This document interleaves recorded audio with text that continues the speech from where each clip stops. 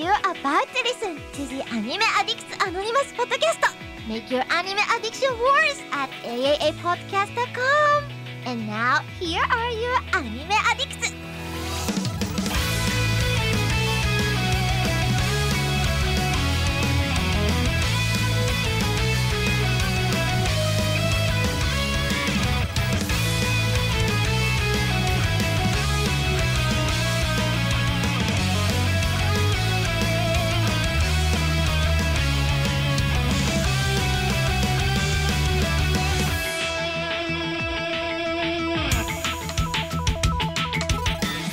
Welcome into the 690th episode of the or is it 89?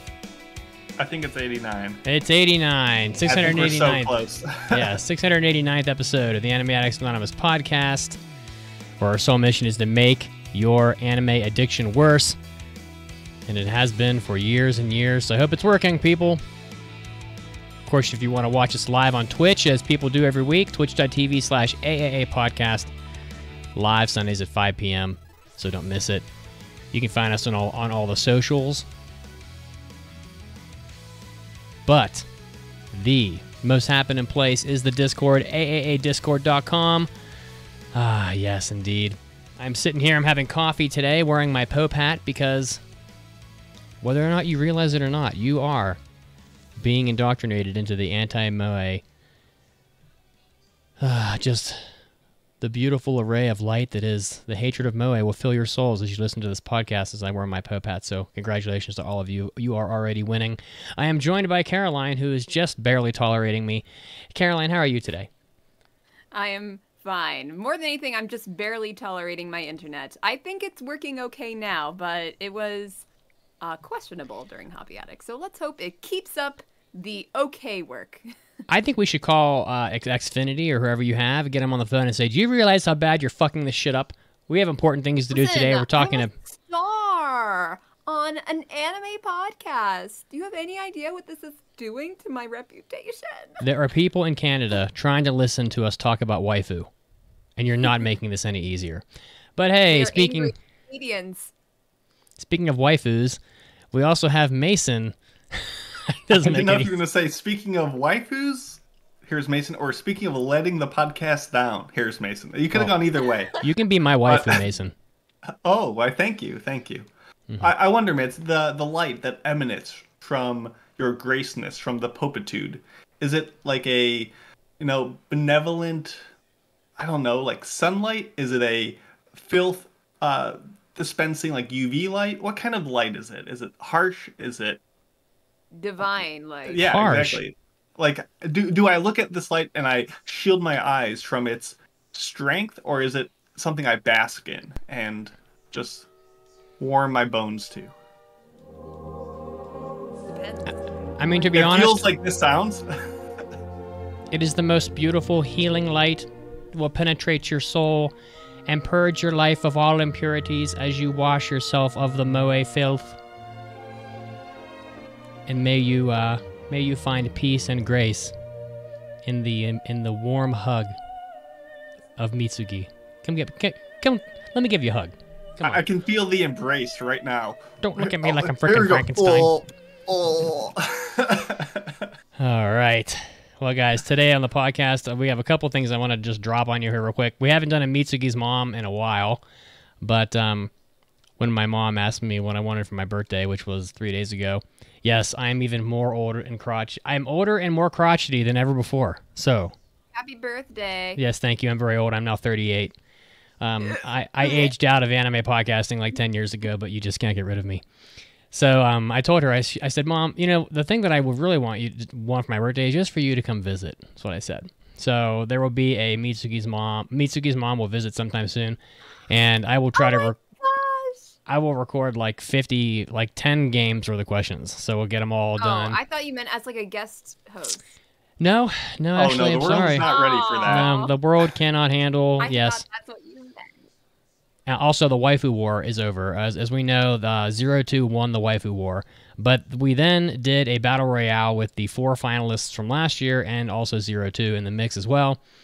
02 came in second place in that poll of 5 people with 17.8% of the vote, with Marin Kitagawa destroying everybody with a ridiculous 40% of the vote with 5 people. So she literally doubled her fair share of the votes, which is just amazing. So Marin is, I don't know, she's as strong in the waifu war as she is with giving Gojo blue balls, or whatever his name was. I don't remember. Nobody remembers. No one cares. You got it right, though. You accidentally nailed it. On this episode today, we're going to do the most difficult topic we've ever done, which is Hollywood anime castings. It's not that hard. See, there's something funny you got to understand about this, and we'll talk about this later, is that I am old, okay? And I am of the belief that practically all of the best movies are from the 80s. And because of this, all of the actors that I know and love from movies, like, we'll just run through like all the classics, like Tom Cruise, Brad Pitt, Schwarzenegger, Stallone, Jim Carrey, Bill Murray, all these actors, they're all like in their late 60s and 70s. They don't quite fit the role of like 10-year-olds, which is like what predominantly in anime. So it was just a little bit hard for me because, as we've said, I'm old as fuck, and therefore all my favorite actors and actresses are all old. But more importantly, we will be doing the remainder of our 2023 impressions from summer, which include Jujutsu Kaisen Season 2, My Tiny Senpai. What the fuck? Oh, man, these anime and their titles. Bastard Season 2, Masamune-kun's Revenge, R. Well, I don't know why everything's always... God damn it, there's so many anime where they don't just say Season 2. Like, why do you got to call it R, T, First X? season had no revenge whatsoever. Oh, my God. It's just... But this is not You're not wrong. This is not the only anime that has an R after it. Like, I can just think... I think Saber Marionette has one just off the top of my head. People are like, the fuck is that? Yeah, that's right. I'm old. Talk some shit. See what happens. Helck. Level 1 dakedo, Unique Skill de Saikyou, or something like. I'm at level 1, but I'm still OP because this is an isekai. And also Undead Girl Murder Farce, which for some reason I continually read as Undead Girl Murder Face. Hey, better than Murder Fart. I don't know which why. would have been way worse. Oh my God. All right, so. Oh, yeah, people on Twitch are saying I need to stop telling them that I'm old. Well, you're only 35, Gohan Trunks fan. And your name is awesome. So, I don't want to hear you complain. All right. Well, without further ado, it's time for big news of the week. And I have my volume down. Oh, 大ニュースです. It's time for big news of the week. Because I'm so old and jaded, nothing appealed to me this week, so I'm just going to pass. Yeah, there wasn't a lot this week. But last week, I believe I talked about Zom 100's 4th episode getting delayed. Well, unfortunately, it seems there are more production issues affecting the release of it this season. So, as I mentioned, the previous delay was only 1 day on streaming services. Like, it aired as it should be just fine. But this week, the 5th episode will now be delayed until August 13th, which is a much greater delay. I have no idea why. It's just how it is. So hopefully this isn't going to be a trend, though it's starting to look like one. Instead, a special program titled Zom 100 Special Program, 100 Things You Need to Prepare to Run Away from Zombies will air in its place. I don't know what this is. Hoping that it's something good to be in its place, but we'll see how that goes. Physical conditioning. A firearm. There aren't 100 things. Listen, even in the show, even like this is his bucket list. He's supposed to have 100 things on there. I think he only has like 30. So, I mean, but like 30, 100, whatever. If you have to keep track of 30 or 100 or even 30 things in a zombie apocalypse, you're gonna fucking die because that is just too much shit to manage.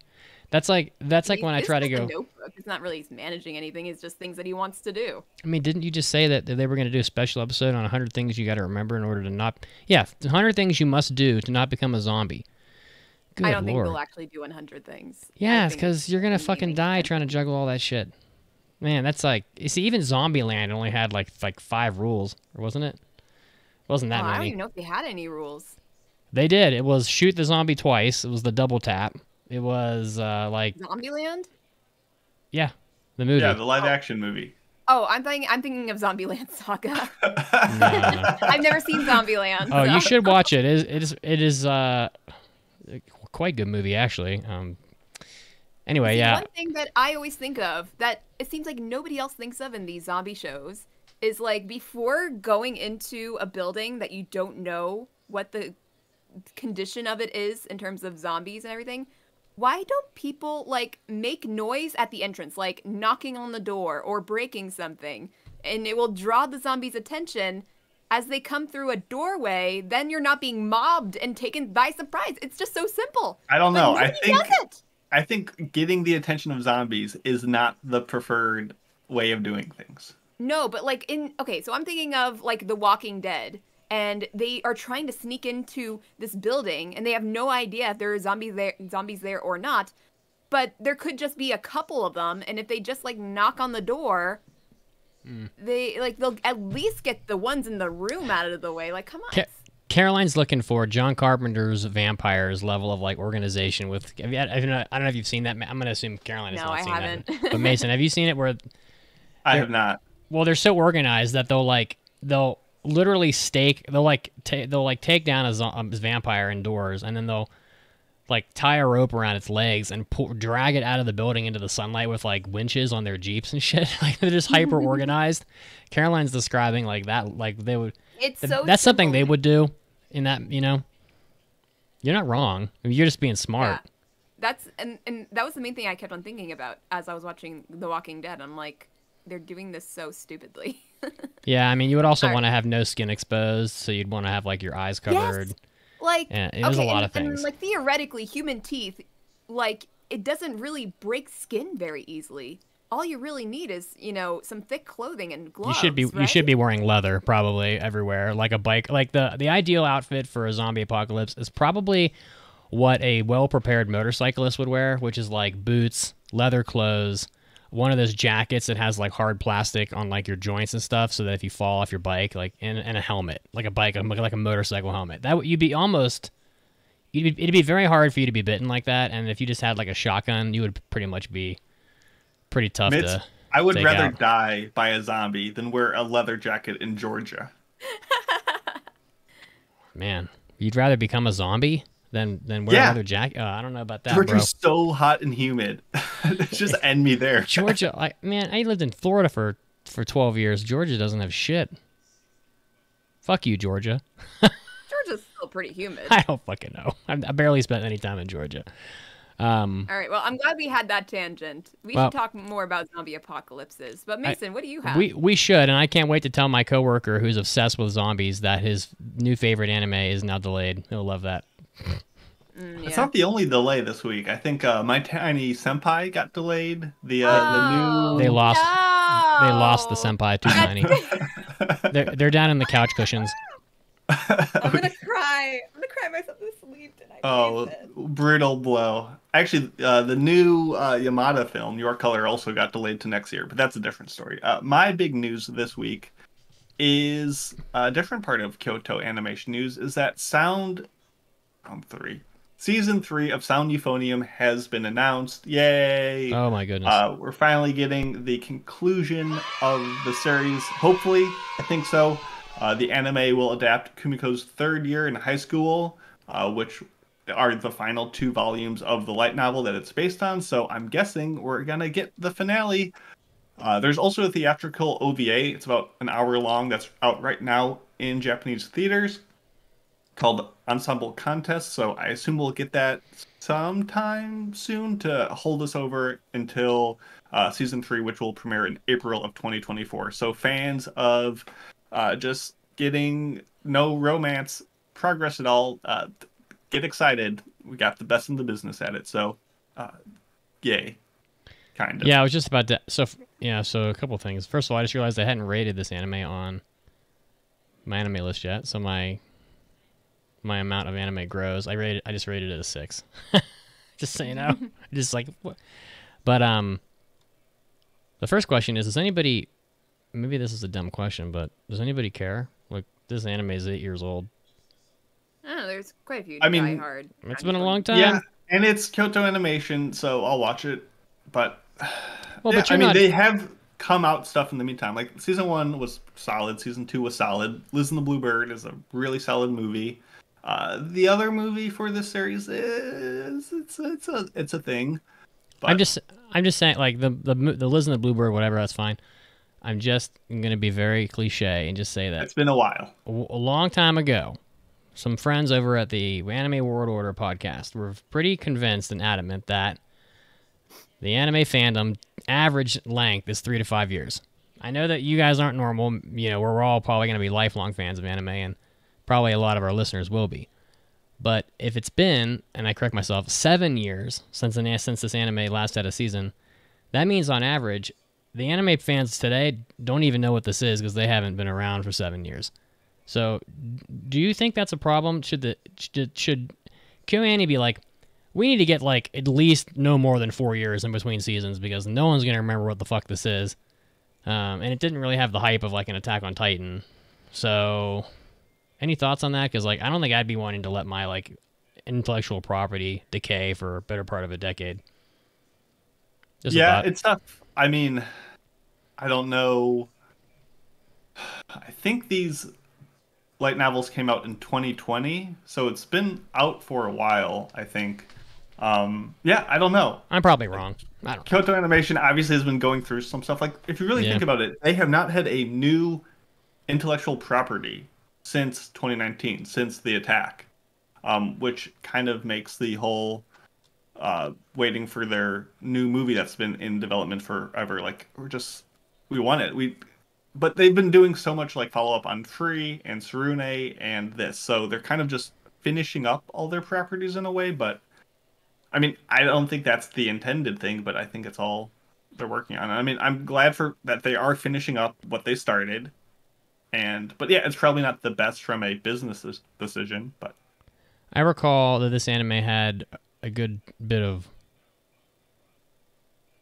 the how do you say, hint of taste of romance. You know how when you is the technical term.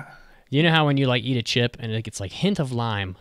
It's like it doesn't quite taste like lime, but there's a hint. Will this next season be more than a hint of lime, or will it just be more like wishful thinking? I really think it's a romance show. I've got enough to believe that it will not be disappointing.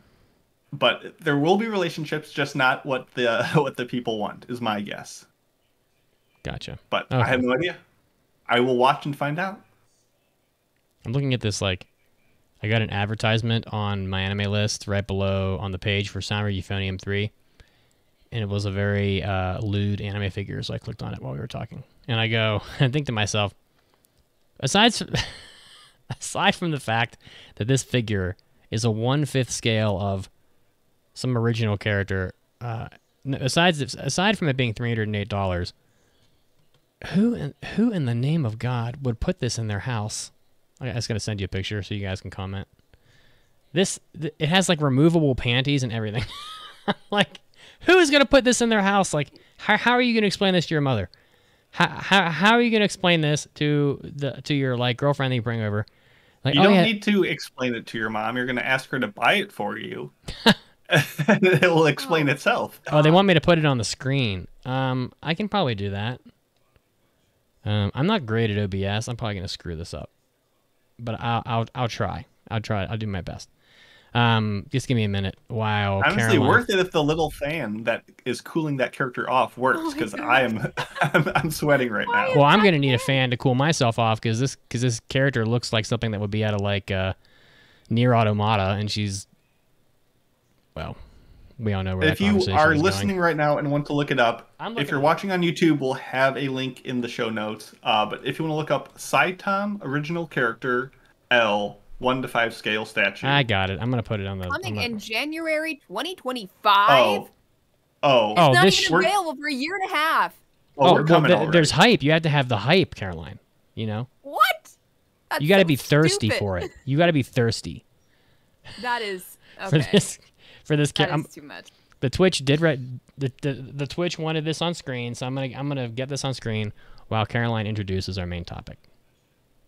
All right, you might need to use some black bars, but never. So I was thinking to myself, with how many announcements come out of live action anime adaptations, or sorry, live action adaptations of anime, and some of them being from Hollywood, and we are disappointed every single time. But if there was an announcement for any kind of anime, what would be the fan cast? What would be, how would you cast these characters? And as Mitsugi said before, like when we were talking about this earlier, it is extremely difficult to think of child actors because they are a lot of them are not very well known. So I kind of just jumped around and casted whoever I wanted, and then I wanted to do some more individual casting, like of shows that Mitsugi and Mason weren't thinking of, but I didn't have time. So I'm gonna do as much as I possibly can, and I suppose the same goes for everyone else. So we're just gonna think of characters that kind of remind us of actual actors and who would actually play them.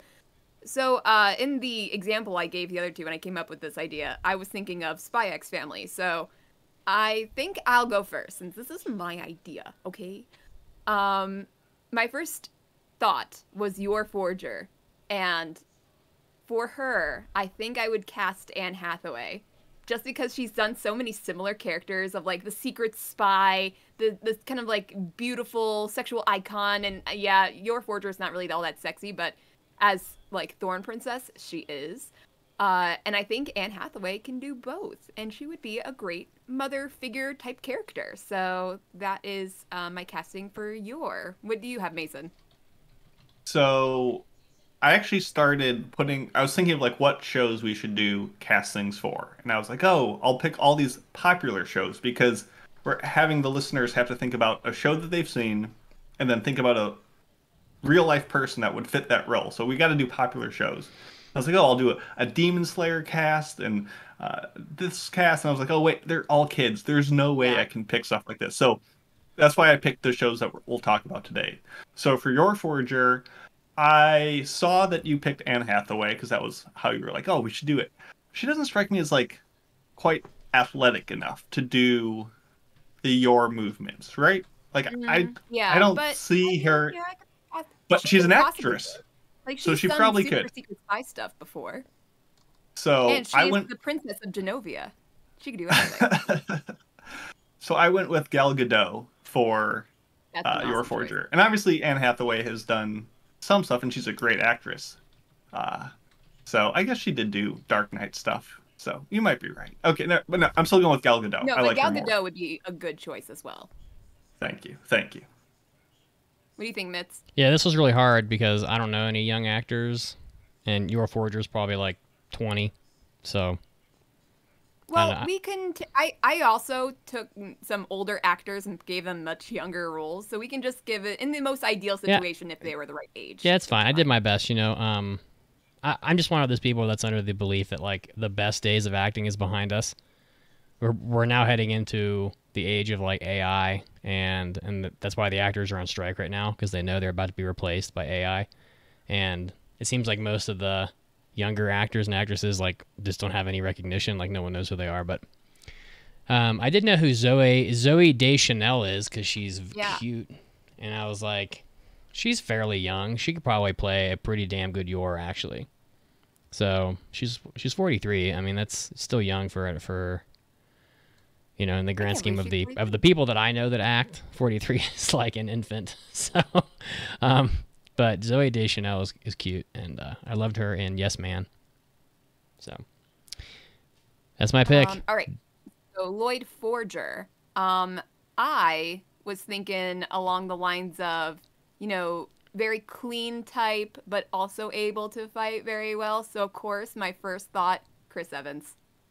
Got to get a Captain America in there as Lloyd Forger. Mason, you don't seem to think like that idea. No, like Chris Evans and Ryan Gosling were like the two most obvious picks that I could imagine for Lloyd. I'm not huge on Ryan Gosling. I don't like how he looks strange to me. He's a treasure. What? I don't know. He's just, something about him just doesn't seem right to me. Visually. He's just Ken, I guess. He does beach. Yeah, he's so good at Peach. No, so I thought one of you. I'm shaking my head not because that was a bad pick. I think Chris Evans would make a great Lloyd Forger. I just was expecting someone to put Ryan Gosling on here because I was like, okay, I got to pick a dark horse pick. I went with Tom Hardy.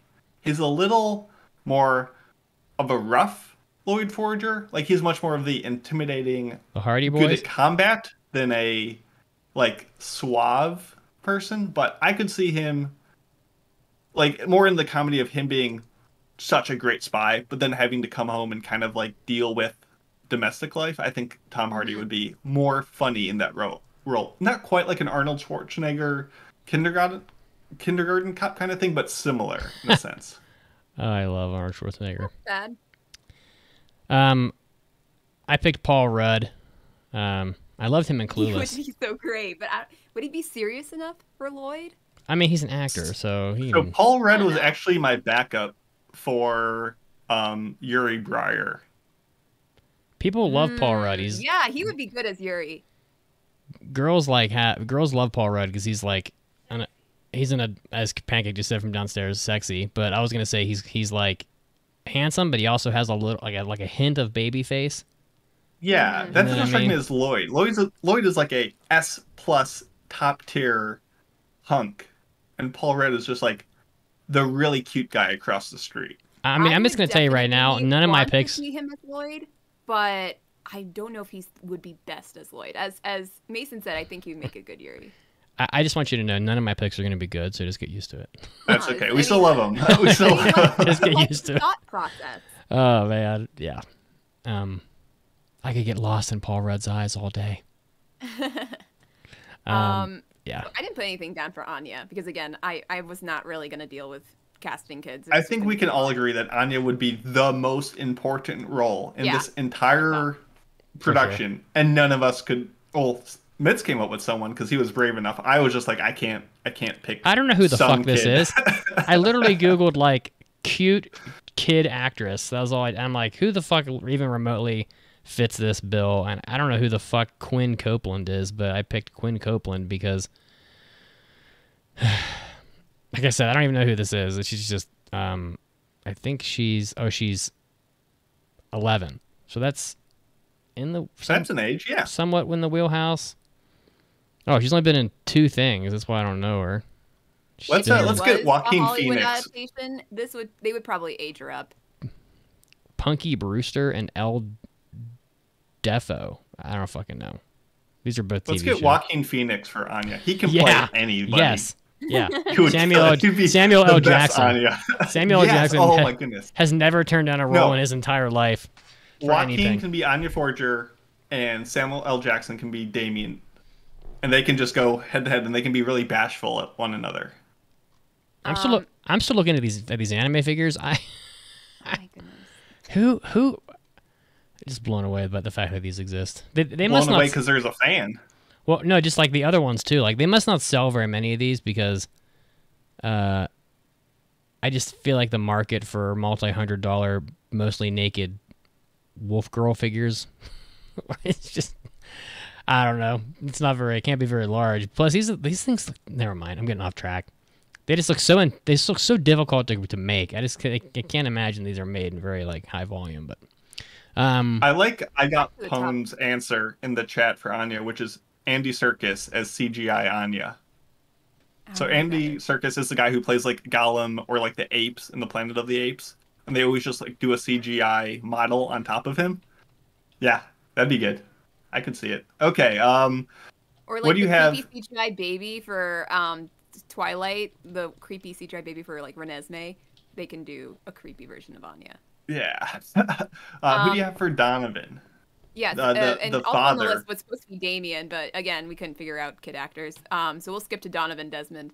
I had help with this one. There was like this website that's full of, fan cast ideas, and there was one for Spy X Family, and this, I don't know who this guy is, but he looks like Donovan Desmond. His face is just perfect. I don't know who he is. I don't know what his acting ability is, but just based on his face, perfect.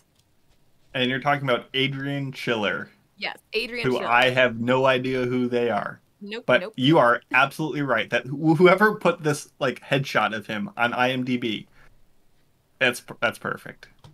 That's all. That's all I have. What do you think? My pick was Daniel Day-Lewis just because he's one of the GOATs. It would be a bit of a shame to have him in this role because Donovan is pretty much such a non-character. Like, he has no speaking roles and he just looks intimidating. Like, that's literally it. He just looks at people and they're intimidated. But Daniel Day-Lewis, you can't not have him. Oh, he just looks terrified all the time. This guy, Christopher Walken, could play him. Yeah. He looks like he just pooped his pants, but he can't let anyone know, and he's really startled by it. It looks like he pooped his pants but didn't realize he did, and then he sat on it, and then his eyeballs were frozen. And then he's been awake for 48 hours. Yeah, exactly. Exactly. It's one of those, it's when your parents say, don't make a funny face, it'll stay like that. Well, this guy sat on his own poop, had the face happen, but instead of going back to his normal face so nobody would know, he just couldn't stop looking like that. So he just had to freeze and froze. By the way, someone on our Twitch, I'm not going to say who, just bought that Ellie figure that I was talking about for $308, and now I want my fucking royalties. Give me the royalties, goddammit, because we just sold a figure for you, you little bastards. So much for Amazon affiliates. Yeah, we need fuck to that. Reach out to whatever this site website. I want my 10% cut. God damn it.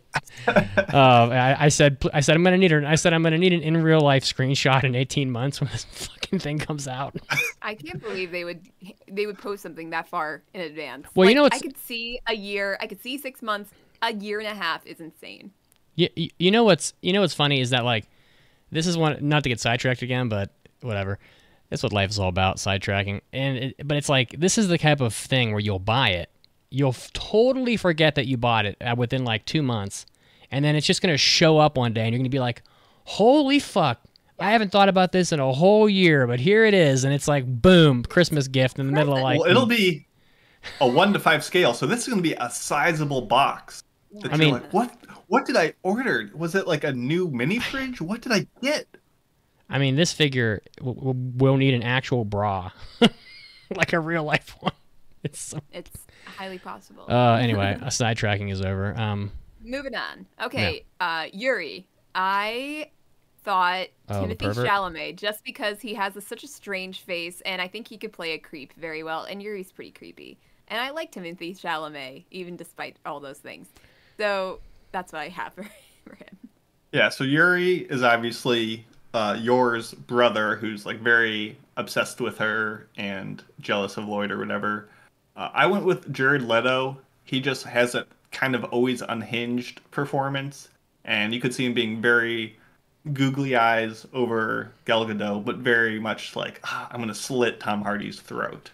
And that's kind of the... No, you don't cast a single character and then the single character. You got to think about how they all work as a unit, and I could see Jared Leto fitting in with them. I feel like he needs to be more nerdy, though. Just a bit of nerdy. This is not a character. That's my opinion. Okay. You're not gonna. I think we're going different routes with our Yuris. You're going with the nice Timothée Chalamet, and I'm going with Jared Leto. Maybe in the middle we'll find the mix. Yeah. Like I said, I almost picked Paul Rudd for this. Timothée Chalamet, I'm like, wow, we have totally different productions going on here. You're not going to be able to find anybody to play this role because from what I saw, this was basically like a guy who wanted to bang his sister. That's my impression. Everyone else says it's not like a siscon thing, but I'm like, bullshit. That was all I took away from him. That was all I took. Yeah, I see Jared Leto when I see that. Jared Leto is going to want to be known as a guy who played a character that wanted to fuck his sister. Suggests Shia LaBeouf, which that's a pretty good pick. That's a good pick because his career is over and he would love to just do anything. Yeah, I could see Shia LaBeouf more as Frankie, the poofy, afro-y like assistant to Lloyd. Let's see. Just start calling out people who destroyed their careers recently. Let's see. Kevin Spacey. We'll age him down 50 years. He'll take anything you can offer him right now. So, all right. Well, let's finish this out with Frankie Franklin, as we mentioned before. Who the fuck is Frankie Franklin? He's like the assistant to Lloyd. He's like the short guy, the poofy hair. I couldn't really think of anyone great for this one. I just put down Jonah Hill just to round out my star-studded cast plus Adrian Schiller, whoever that is. I picture like the trailer for Caroline's production of Spy Family. Chris Evans, Anne Hathaway, Timothy Chalamet, and some guy named Adrian Schiller. Schiller. This summer, the the Yeah. family's comedy that'll have everyone wondering if you pronounce the X or not. Yeah. No, for me, for Frankie, I picked Zach Galifianakis, aka aged up Jonah Hill. So, I think we're on the same pipeline there. Good job. Good job. Okay. Let's get into our next show because we definitely spent a lot of time on that one. Odd Taxi, but they aren't animals. And I banged my hand on my table in the parentheses.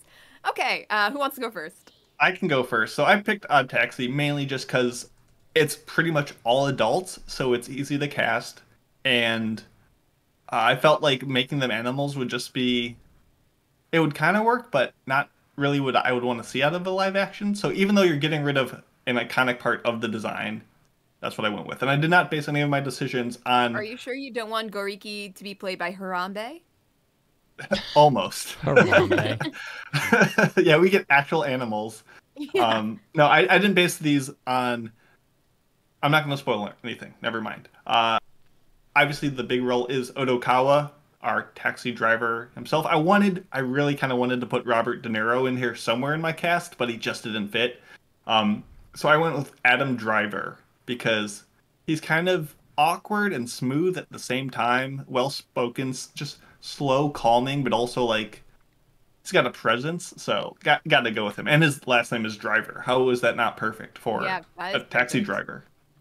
I casted Brian Baumgartner, who played what's his face in The Office? Kevin. He played Kevin in The Office, and I felt like he was a good fit because he's a bit heavier set and also has a dry sense of humor. So you went with a guy who actually looks like a walrus. That's a little rude, but yes. I mean, I calls it like I sees it.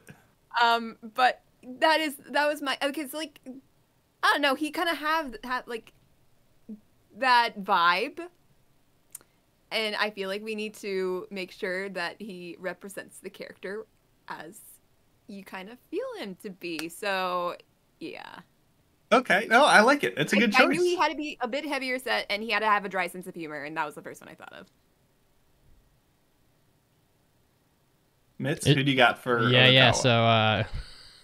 I'm laughing at this one. It's just, I don't know. So I Googled Hiroshi Odokawa, because I was like, what is this fucker? I know they all have a human likeness, right? And that exists. So I was like, I'm just going to type this in, and I'm like, who does this guy look like? Mm-hmm. And I go, Ben Roethlisberger. Yeah. Karen's like, who's that? Ben Roethlisberger is a football player who played for the Steelers for a long time, and he retired like 2 years ago. He's a huge quarterback. He's not an actor, but I mean, Kevin Garnett did Uncut Gems, and he killed it. So, why not? Come on, Shaquille O'Neal did So much. was it Shazam or one of those like? Yeah. But I don't know. It's just that Odokawa has the same like unassuming derpy face that Ben Roethlisberger does. His head is like the same shape too, and Roethlisberger's got nothing better to do. In fact, we need to save him from himself because didn't he keep getting in trouble for like doing bad things in strip clubs and stuff? Like we need to get him out. We need to like get him. We need to like get him to apply himself productively to something and not just like throw money at hookers or whatever he does. So or crash his motorcycle without a helmet on or whatever dumb shit. So yeah, he's not someone I really want to cheer for, but yeah. Yeah, somebody in someone on the Twitch said Bill Murray. I really agree with that, honestly, because that's a good pick to me because you really need to, since he's this taxi driver guy who's always talking to people, you really need to have someone who's like a phenomenal conversationalist. And as Bill Murray has been known to just randomly show up at people's like birthday parties, he's probably an incredible conversationalist, and that would be a great pick. And plus, Bill Murray's basically my favorite actor, so. But yeah. What about Miho Shirakawa? Oh, Miho. You had me at Miho. Okay, that's a little rude. Again. It is? So, you two are being rude today. Mason, since you went first with... Yeah, so I looked up the ages of these characters and tried to pick actors and actresses that fit generally the same ballpark. Very not required. It's Hollywood. You can age people up and down pretty easily. But just for the sake of authenticity, I had to go with Dakota Fanning. She kind of has that same shape as the alpaca person and would Looks like fit an that. alpaca. Yeah, she kind of. She's more deer-like. She's got that Taylor Swift, just I don't know, build. I get it. But I think she fits the, docile, but secretly practicing some ninjutsu, kung fu, karaoke, whatever it was called. I don't remember. Yeah, she kind of fits. I had, as you mentioned, some trouble with the whole ages of thing. I did not put in as much effort as you did because I was just thinking in an ideal situation, what they're like in their prime of their age, would they be able to play this role?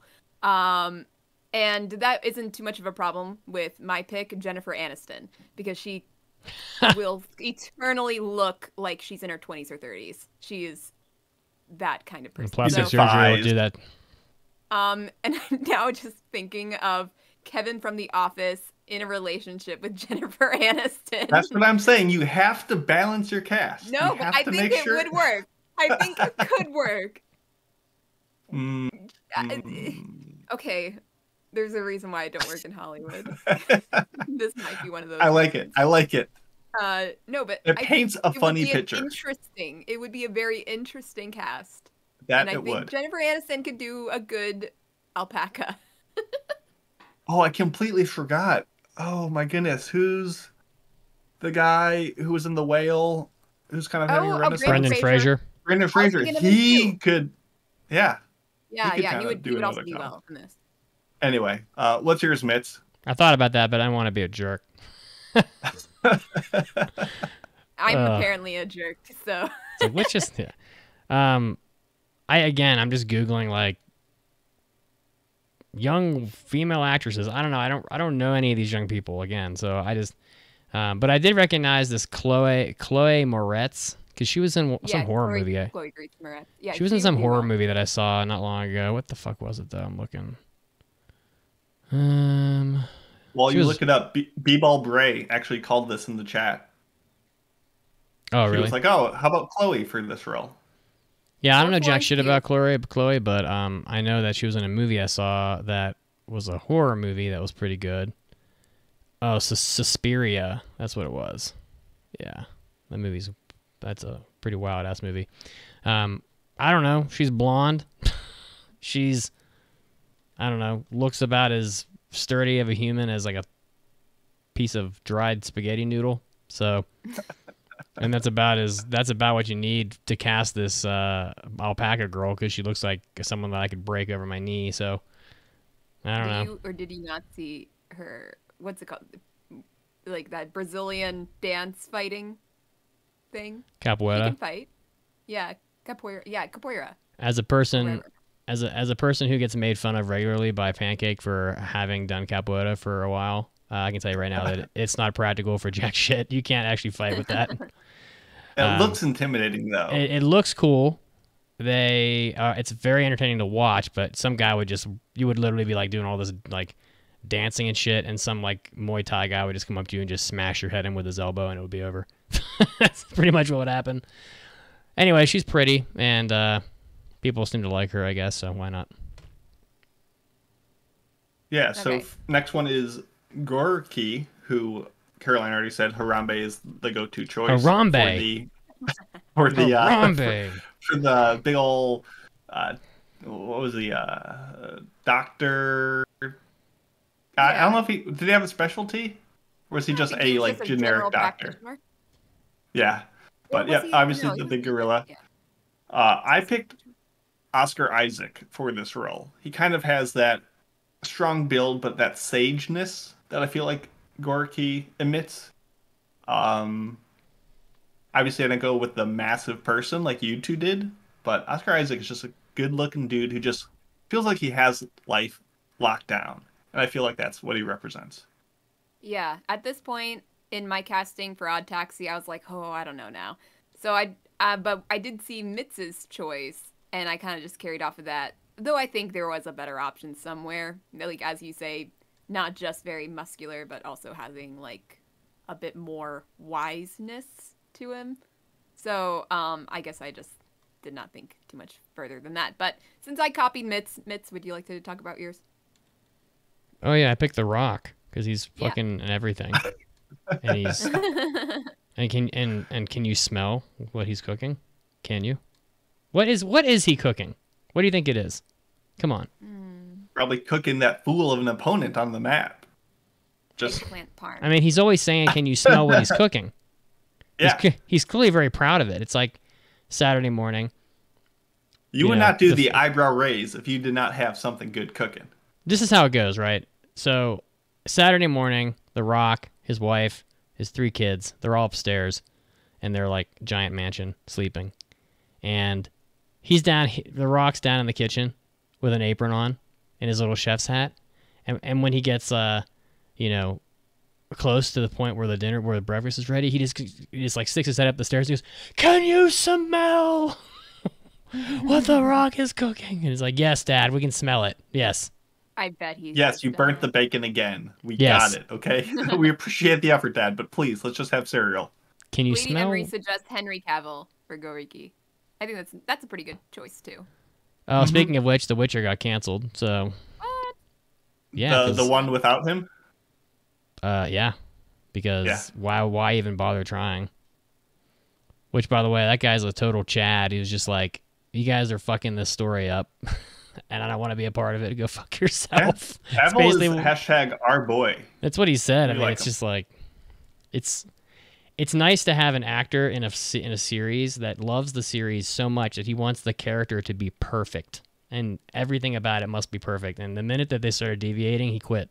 I was like, way to stick to your guts, to your guns. Yeah. His big, smoldering, muscly guns. Listen. The real reason why they canceled The Witcher is because there is not a fucking prayer that they will ever find anybody as just steamingly hot as Henry Cavill to play that role. So just give up. I mean, that's like... Nobody likes an actor change anyway, no matter who it is. Well, I know, but like imagine being the guy that tried to fill those shoes. The Rock could do it. No, there's no way. There's no... I'm kidding. The character of Geralt is so utterly hot that he has sex no less than 4 times in The Witcher 3. I've played through all those scenes. And he just bangs every girl he encounters wants to sleep with him because he's so just insanely hot. So there's no way. Like, Henry Cavill just left a bonerific size hole in that series. Anyway. All right. What's next? Character. Next Eiji up Kakihana, is which Eiji. is... Yeah. Go ahead. Sorry. Who is Hiroshi's best friend? The monkey guy. So, Mason, what do you have? Yeah, so this guy is the pipsqueak who's always on like Tinder and stuff. He's trying his best, but he has no luck with the ladies. And really, this is where your casting of The Rock would pair with my casting of Kevin Hart for Eiji, because they're always in movies together. That is true. But no, Kevin Hart, I think, would play that very comedic role that Eiji has of just the lovable loser. You just see him constantly going down the wrong path, and you're like, he's up to no good. He's not going to turn out well, but you can't help but still cheer for him. And I think Kevin Hart could play that off in an amusing way. So that's why I picked him. I casted Ed Helms, so still going down the Office route. He plays Andy on The Office. And he's also been in things like The Hangover, which I feel like he has a similar kind of character with Eiji in that he keeps on screwing things up and he gets in massive trouble for it. And and you're constantly saying like, what are you thinking? So I think he would do very well as an Eiji trying to find love in this sad, sad world. Yeah, I think that's a strong pick. His Hangover character is definitely who I thought you were thinking of in this role. So yeah, I could see it for sure. Mitz, who you got? I have the late great Gene Wilder. We're gonna resurrect him. We're bringing him back. Bringing him back from the grave because I don't know. I just saw his face in this character for some reason. So, by the way, it was pretty funny. Like the people are like, I guess the new Willy Wonka movie is not going well, and they just everybody just seems like they want Gene Wilder. It's like No. I have not seen the full trailer of this movie, but I have seen people making jokes out of it, and it sounds. Wait, they're doing another new one? Yeah, like the with backstory. Timothy Chalamet as the main character. it's like the backstory, but like people keep comparing his performance to Gene Wilder and how like maniacal and just like obsessive of a person Gene Wilder was able to convey with that role, and then I guess Timothy Chalamet, whoever it is, doesn't really seem to carry the same sorts of like even without world domination type feel. Even without comparing it, like the way he delivers some of the lines in this trailer, he sounds just so strange. Like the delivery is just so bad. I would not want to follow Gene Wilder in anything. So. Well, technically, he's unless you following were Johnny Henry Depp. Cavill. Well. Henry Cavill will literally be able to just like, he could literally just drag a mattress to the side of the street and just charge women like $5 to let them lick him, and he will be a millionaire within like a week. So Awesome. it's, that is. Sometimes the realities of the world, Caroline, must be faced head on, and with a bottle of water at hand. Because okay, let's keep on Finish track this. here. Next up is Dobu. This is the kind of gangster hitman for the mob, and I actually almost picked Henry Cavill for this role, but I instead had to go with the most intimidating, the most just distressingly persistent, just most horrifying person to have as the pursuer in all this, which is Javier Bardem, who is just a tank of a human, and whose role in No Country for Old Men is essentially just this. Just he's out for answers and blood, and he's going to get both, and he's pretty cool. This is where I kind of stopped making casting for this one. But now that I think about it, I think Pedro Pascal needs to be in here somewhere in one of my lists. So I'm gonna put him in it as Dobu. Sure, why not?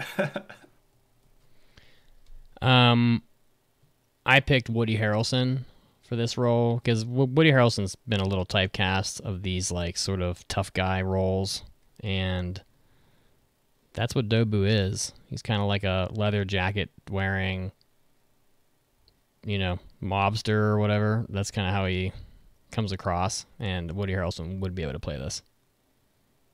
So, plus Woody Harrelson's awesome. Speaking of Zombieland. I was gonna say. I mean, you could almost take the character he played in Zombieland and just drop it in here, and it would probably fit for the most part. Yeah, Caroline, do you want to run through your Death Note one? Death Note. Because I like your choices for Shuni Mai. So you want to just do yours? Sure. So for Shuni Mai, I picked Tom Holland because he's choice. young, he's chipper, positive. He's just a good boy. And for Hajime Tanaka, I picked Pete Davidson. He's kind of just stressed out, kind of he's going to explode any moment. A little angsty, a little jittery. Is that the porcupine guy? No. Hajime is the guy who's like, playing too many phone games, and right as he like unlocks the secret thing, his phone is dropped, and he's like on a vendetta, and he's kind of just tweaking out all the time. All right. Yeah, that's a good idea. On both Tom Holland and Pete Davidson. Thank you. Mitsugi, is Shawn Mendes an actor? Or no, he voice acts at least. I know that. I don't even know who this is. Who did I pick? He's a singer. Oh. Don't know who Shawn Mendes is? No, I don't know. I don't know anybody who's under the age of 25, and frankly don't care. Mitch just went online, looked up female actresses, male actors, exactly and what said, I did. He's a hottie, we'll put him in. She's pretty, let's put her in. Oh, he's beefy, let's go for it. I mean, all of these people are going to get AI'd out of their jobs anyway here in about 2 years, so. I think you're thinking of writers, but I doubt it. You haven't. So. So you're unaware that all the actors in Hollywood are on strike because they want to have anti-AI clauses put in their contracts? I mean, I know the writers were on strike. So are the actors are too. Yeah, but I think we're not 2 years away. All right, 5 I think years. eventually, but the money will follow. They will follow. I'm sure the money. it will. Anyway, what are we doing? And so I figured I wanted to do one more that I wanted to cast myself, and I picked Death Note, even though we have one already that has happened, a Hollywood an American adaptation of Death Note, and one in the books, or one in the making. So if I had to cast Death Note characters, Light would be played by Zac Efron. Because I think of that Ted Bundy movie he did. He does pretty well towing the line between a very happy-go-lucky kind of nice guy and then actual psychopath. I think he could do Light. L will also be played by Timothée Chalamet. Because once again, he has that weird face that is kind of sunken in, and L looks like he's sick all the time, and I think he could do it, Timothée Chalamet. And you can't pick Timothée Chalamet for everything. I know. I know. You should. Really, this was only my second choice. Eddie Murphy as L. Eddie Murphy as Light. Eddie Murphy as Misa. It's really just due to not having enough time to think of anything else. Misa shall be played by Margot Robbie, because Margot Robbie is in everything, and she can play a perky wannabe idol girl. And also somewhat of a serial killer. Ryuk will be once again played by Willem Dafoe, because he can't top that. Fucking great job as Ryuk. He's casted once again, and that is my Death Note cast. There you go. You could probably do Robert Pattinson for Ryuk as like a fill-in if you needed to, but you can't mess with Dafoe. Yeah. Robert Pattinson? Yeah. He's been training in a lighthouse with Willem Dafoe for a year. Oh, I had no idea. What no, by the lighthouse? It's a movie where they'd go insane together. Anyway, let us know what castings you came up with, or which ones you really disagree with.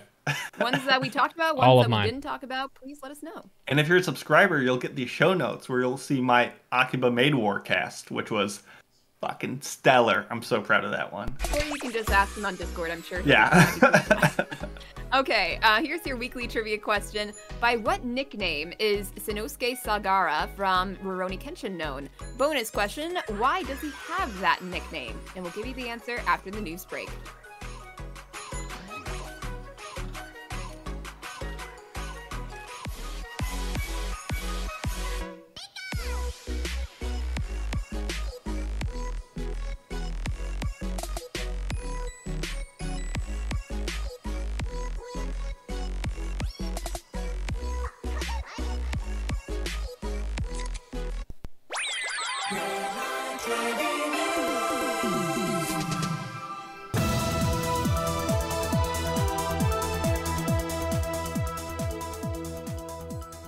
Anime Addicts, Mitsugi's here, and I'm bringing you your anime news break, leading us off with a stage play being made into an anime. So normally you have anime made into stage plays, but I guess sometimes it goes the other way around. Kenichi Suemitsu's Trump stage play has been announced to be made into an anime titled Delico's Nursery. So this was announced by Aniplex, which I think made the official announcement. The studio is going to be JC's staff, and the director will be Hiroshi Nishikori of Toaru Majutsu no Index. So if you're a fan of this property, this stage play, look out. It's going to be getting an anime, I have to assume, coming out next year sometime. Next up, also coming out next year, Grendizer U is going to be getting made into an anime in 2024. This is a reboot of Go Nagai's UFO Robo Grendizer, which does look pretty cool, except it looks like there's a shitload of CG in it. Not 100% sure, but if you look at the trailer, which is out, you can see some stuff in there that might lead you to think it might be CG. But regardless, the studio is Studio Gaina, and the chief director is Mitsuo Fukuda of Kido of Gundam Seed, and there's also some staff from Evangelion in here and other mecha properties as well, such as Code Geass. So if you're a fan of Grendizer, Go Nagai's UFO Robo Grendizer, it's going to be getting another reboot here in 2024. Next up, in some business news, Hasbro is selling its Entertainment One's TV/film business to Lionsgate. So Hasbro owns a subsidiary called E1, Entertainment One. They're going to be selling it to Lionsgate for about $500 million, consisting of $375 million in cash. And the sale will include employees, a content library of about 6,500 titles, active productions from non-Hasbro-owned IP, and other things as well. E1 produced the Transformers Bots animated action comedy series, which was on Netflix back in 2022. And there's actually more of that coming out, I think. And so if you're a fan of anything that E1 has produced, it's going to be under Lionsgate now. I'm not really sure what the implications are of that, but they are transferring that business. Next up, some weird news. Normally in Japan, you see a lot of people kind of hanging out in cafes and stuff, having coffee, but I assume those people in Japan are also exhausted because the work life in Japan is just, predatory to say the least. But now they're going to be putting standing sleep pods in various cafes throughout Japan, which will allow you to, from the looks of it, sort of sit in a pod in a standing position, which is kind of an oxymoron. You can't sit and stand, but they're kind of like half bent, and it's designed to allow you to take a short nap in a cafe, which I see as a big problem. I don't really think this is going to take off. For one thing, people won't be able to get up and leave because they will want to keep sleeping.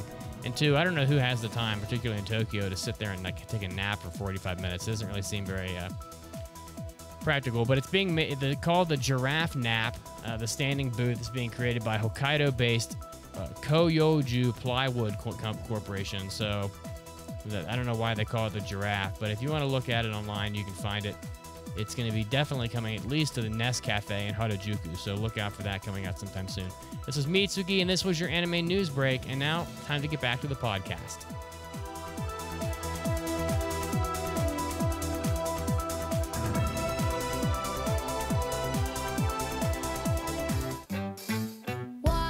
Oh god, I hate this song. It's so annoying. Skip ad. Skip. Hi, it's Vince with Oh, ShamWow. fuck no. You'll be saying wow I'll be every saying, time you use this wow, you're towel. so fucking It's annoying. Like a chamois, It's a chamois, it's a towel. Oh, who really cares? Skip. Anime addicts, do you miss ads like that? Do you miss your buddy Vince from ShamWow? Of course you don't, because we don't torture you with ads like that. Instead, if you want to support the podcast, you can help us stay ad-free by going to aapodcast.com/join. Hey, you can head over to patreon.com/AAApodcast for those of you that like Patreon. And you're going to get our hentai episodes, our hobby addicts, our after parties. And, of course, it's going to be commercial-free, so you get all that. What else could you possibly want? Again, over at aapodcast.com/join. And we appreciate your support. Hi, my name is Sonny Strait, voice of Krillin from Dragon Ball Z, and I'm an anime addict. Kamehameha, bitches! And now, great moments in Anime Addicts Anonymous history.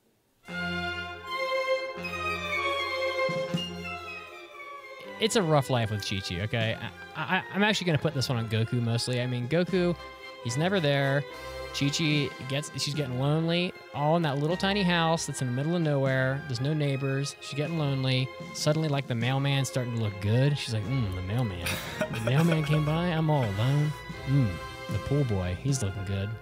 And to make matters worse, Gohan and Goten absolutely take after Goku. Like, they look exactly like Goku. They don't look like Chi-Chi at all. His seed is so strong. He's so alien that it just takes over.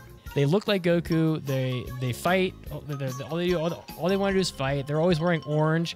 Pretty soon she's got like PTSD. She's all like, oh my god, orange. She hates Halloween. She's just, oh my god. And before you know it, it's like Goku comes home. He hasn't been home in like 5 years. He comes home. She's not there, and there's just like divorce papers on the table. Damn it! If only I could read, I would know what these papers mean. He can't read it. He's got to go ask Piccolo. He's like, oh, Goku, this is not good.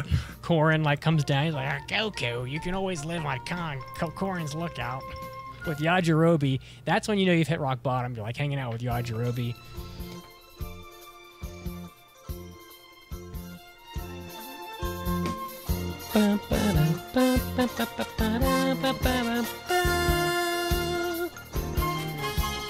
Play it, Mason.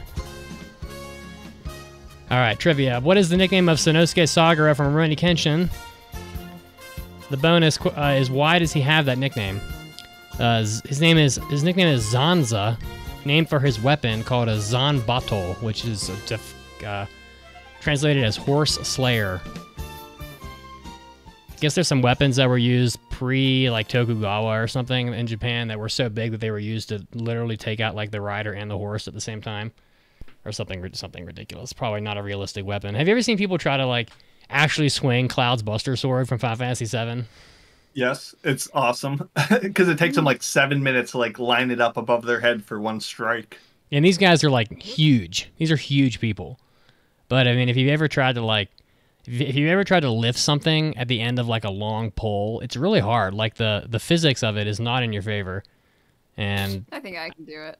Easy. I mean, this would be like Schwarzenegger in his prime struggling to swing this fucking sword. There's no way anybody was able to swing a weapon big enough to kill a horse. That's not even possible. What? It's so stupid. Have you seen these guns? Ah, they are coming in. You're looking a little more gunny than usual. Nothing on me. It's because she went to the beach. She's tan. She's got that definition. All right. So speaking of guns on the beach, so something happened while I was in Cozumel. That's anime related. That was super exciting for me. So Dragon Ball was everywhere in Mexico. I mean, I saw it everywhere. Even our whale shark dive master said Kamehameha as he was pushing the boat off the dock, and I literally called him Piccolo the entire rest of the trip.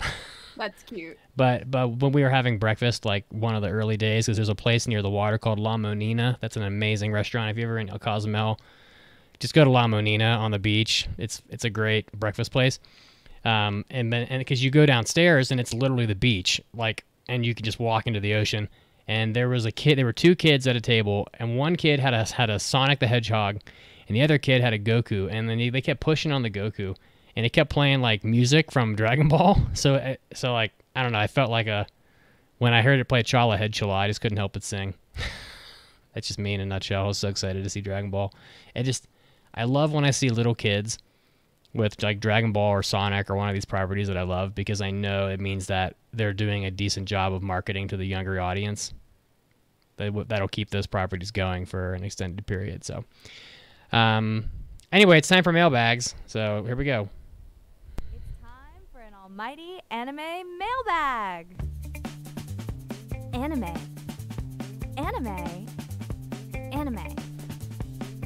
Mailbag. If you would like to send a mailbag, you can go to aaapodcast.com. Just click on the mailbag button and send us any question or conversation starter you want, like Fizz did. So Fizz asks, what are some convincing points you can give to a shonen anime fan to watch other anime genres? So with this question, as long as they enjoy shonen, I don't really see the need of convincing them to try something else.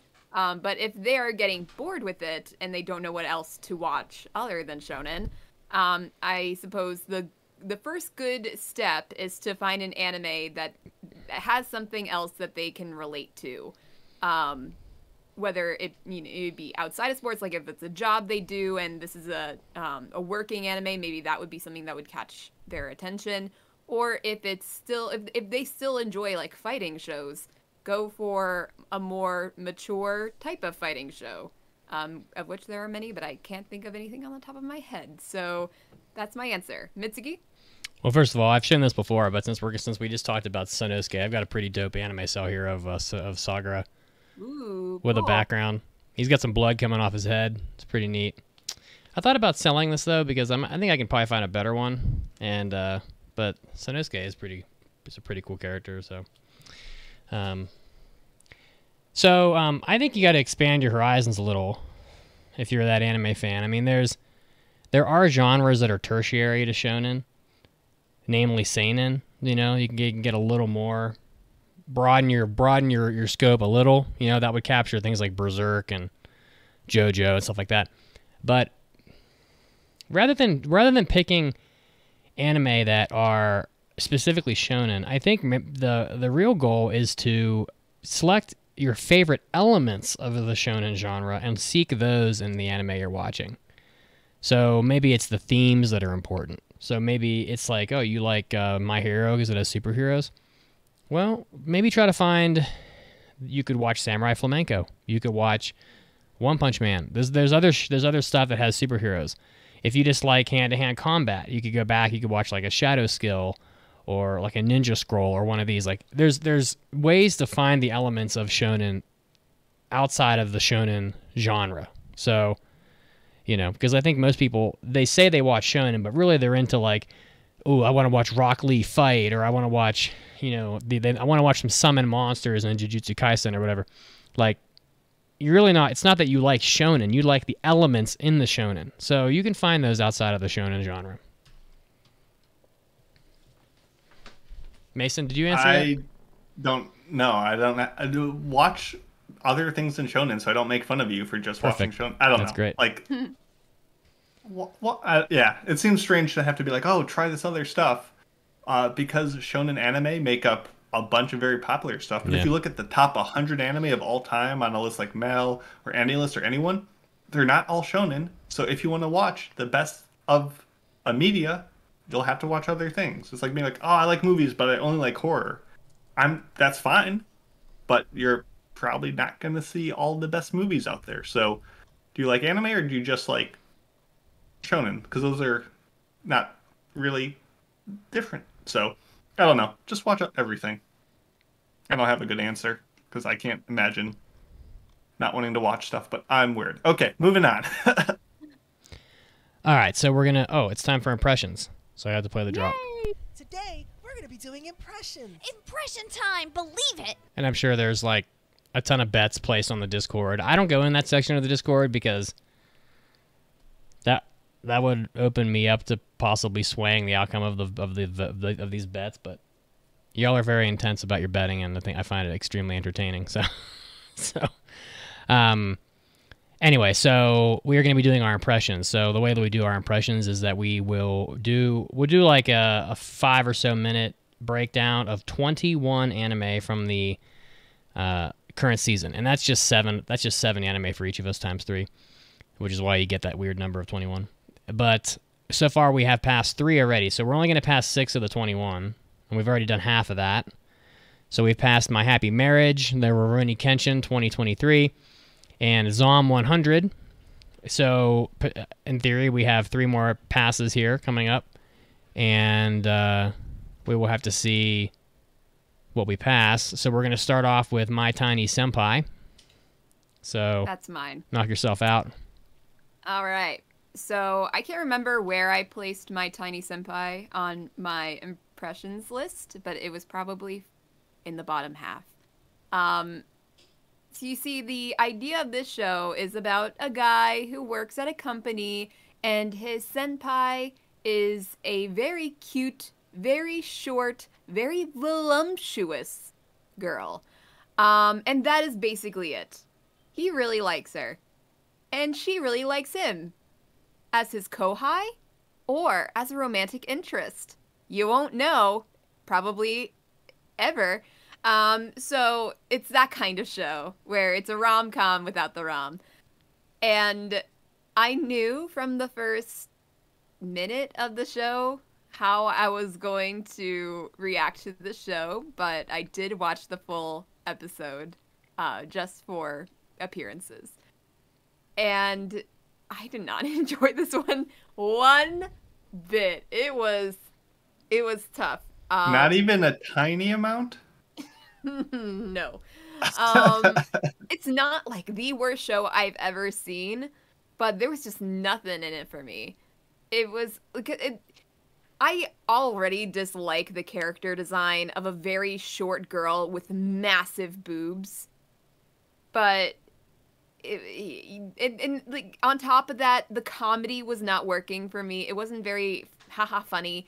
The dialogue was just so by the numbers. Like, the entirety of the episode could be truncated into a few choice sentences. Would be like, oh wow, my senpai is so cute. And then the senpai goes, you gotta work hard. Let's have a good day today. Let's, really have a good day tomorrow. And then he's like, oh, but don't overwork. Meow. She meows a lot in the first episode. Well, we know that all anime characters are cats, so. Yeah. Mostly because she knows there's a cat hidden in a bush outside of their office. So she's just like crouched down on the ground trying to talk to the cat. So she's meowing several times. And she's also, like, represented in a cat form. Like, she's given ears and a tail and, like, a little cute comedic sequences. she's shown as a cat.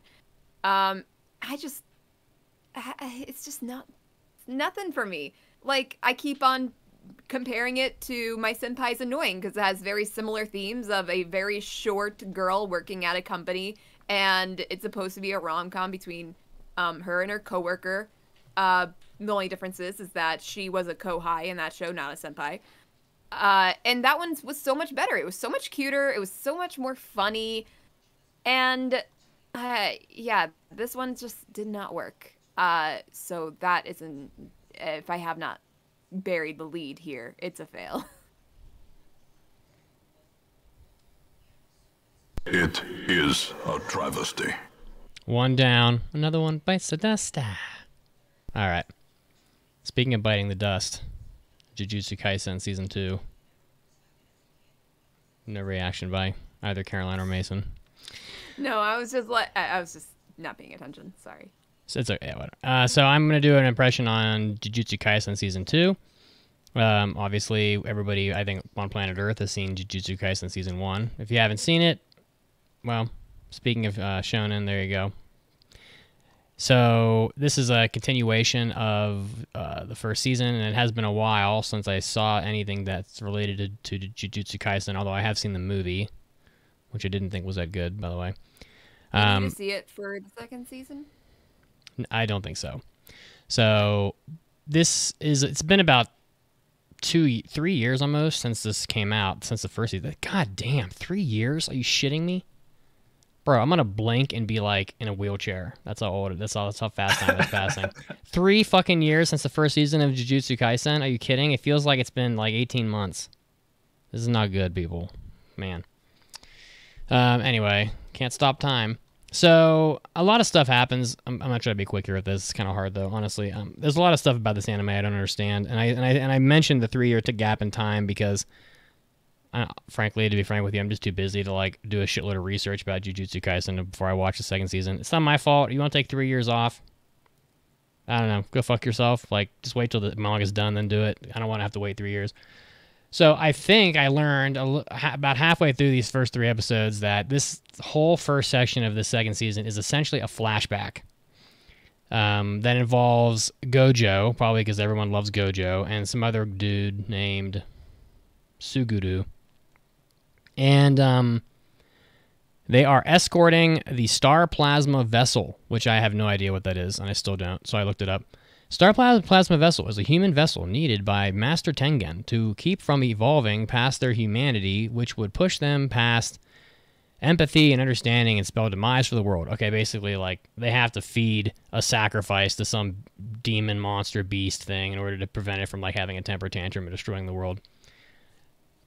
That's, like, my layman's term understanding of that. So I'm not gonna be honest. I was 100% ready to fail Jujutsu Kaisen Season 2 after 2 episodes because it's boring as shit. They like spend a whole episode going around some mansion trying to like exorcise a demon, which seemed completely unrelated to anything that I knew from Jujutsu Kaisen, and I frankly didn't care. And then episode 2, they spend half the episode like romping around at the beach. Gojo's acting like a goof, and it just seemed like the anime was going down this path of just finding as many moments as they possibly could to just show how beautiful and blue Gojo's eyes are. And I'm just like, we get it. Like, to be honest with you, if I have to look at like Gojo's eyes over a pair of sunglasses even one more time, I'm just going to hurl my guts out everywhere. That's kind of like where this was heading. Did we get any shirtless action on the beach at least? I don't think so. No. What? Maybe. Why I can't bother? remember. I can't remember. Then Mappa blew their load like all over the place on episode 3. And yes, Caroline, Grimace, that's fine. They shot their load. They were storing it up. But the problem, and I'm going to tell you what happens because it's episode 3 and that's our rules, right? But the problem with this is that if this is a flashback, any character that exists in the first season of Jujutsu Kaisen is basically untouchable in a flashback because you know that they're not dead. So the cliff notes is that after escorting the Star Plasma Vessel to where they were going, Gojo gets absolutely fucking murked beyond belief. Like, he gets cut into like 100 pieces and just is dead as fuck. I mean, in a fight scene where Mappa was just like,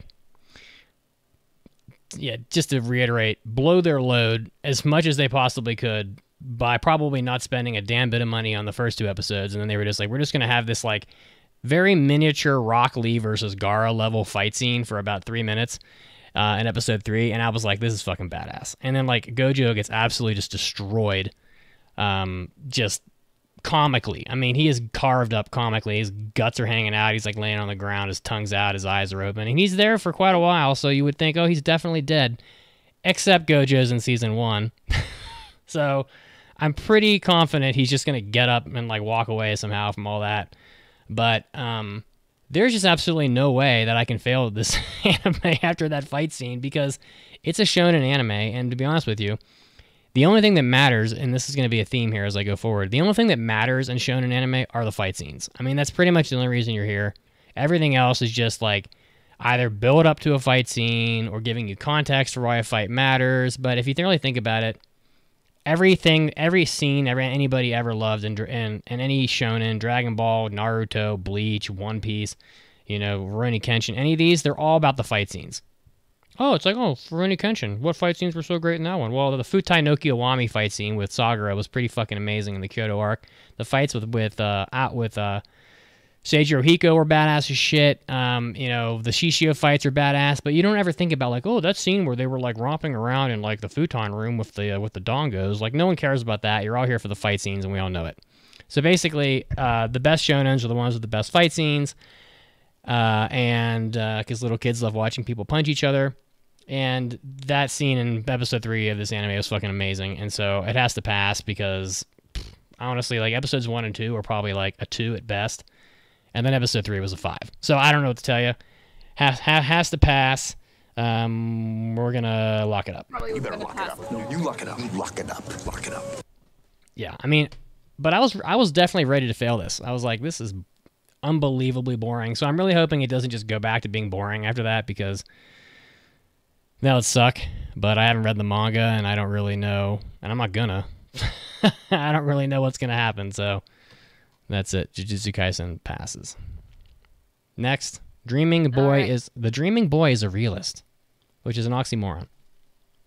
Yes. So my best guess of why it's titled that is because the Dreaming Boy suddenly became a realist. Oh, so he gave up on his dreams. Wow. Kind of. Yeah. That's so sad.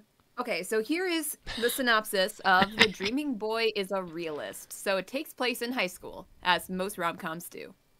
And it revolves around this boy who is absolutely obsessed with his classmate. He is, like, so in love with this girl. Is she and beautiful? He makes it known very clearly, and to everyone in their entire school.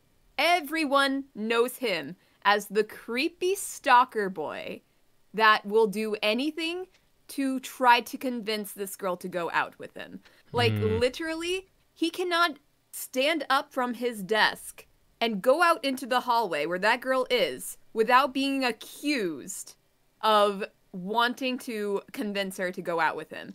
When in actuality, he's just going up to use the bathroom, but like, that is the level. Like, he cannot do a single thing in this school without it being connected somehow to this girl, because everyone that is what he does on a regular basis, every chance he gets. But suddenly, I don't really know how or why, but suddenly, and this is like the very first scene of the show, he comes to the realization that, wait a minute, maybe I shouldn't be a creepy stalker boy. Maybe I should just quietly support this girl and just live the rest of my life, not trying to pursue her. Oh my god. So, good choice, because being a stalker is not a good choice. So that is where that whole thing of going up to the bathroom and everyone believing that he's going to go ask this girl out again, this is him, like, trying to do his life without it revolving around her. But here's the thing. Even though he has made it quite clear that he likes this girl, and has done so for a very long time, the girl And the girl's pissed. Like, girl does not like this, that he's doing this. And is very surprised at this turn of events for him. The girl, for some reason, starts to act like a tsundere. Apparently, she liked it when he was chasing her. Even though it's all about the chase, Caroline. He made it always so freaking clear that she was uncomfortable by all this. And now she's acting like, wait a minute, he's not chasing me anymore? Does he not like me? What a fucking Chad. What a Don Juan. I'm like, are you fucking serious, girl? Like, if you like him, that's great. You have no reason to believe that he still doesn't still like you. Like, he obviously still likes you. If you really like him, just ask him out again. Just ask him out. That's all you have to do. Why are you acting as if he's suddenly off the market? And why would you want him anyway? I have no idea, because this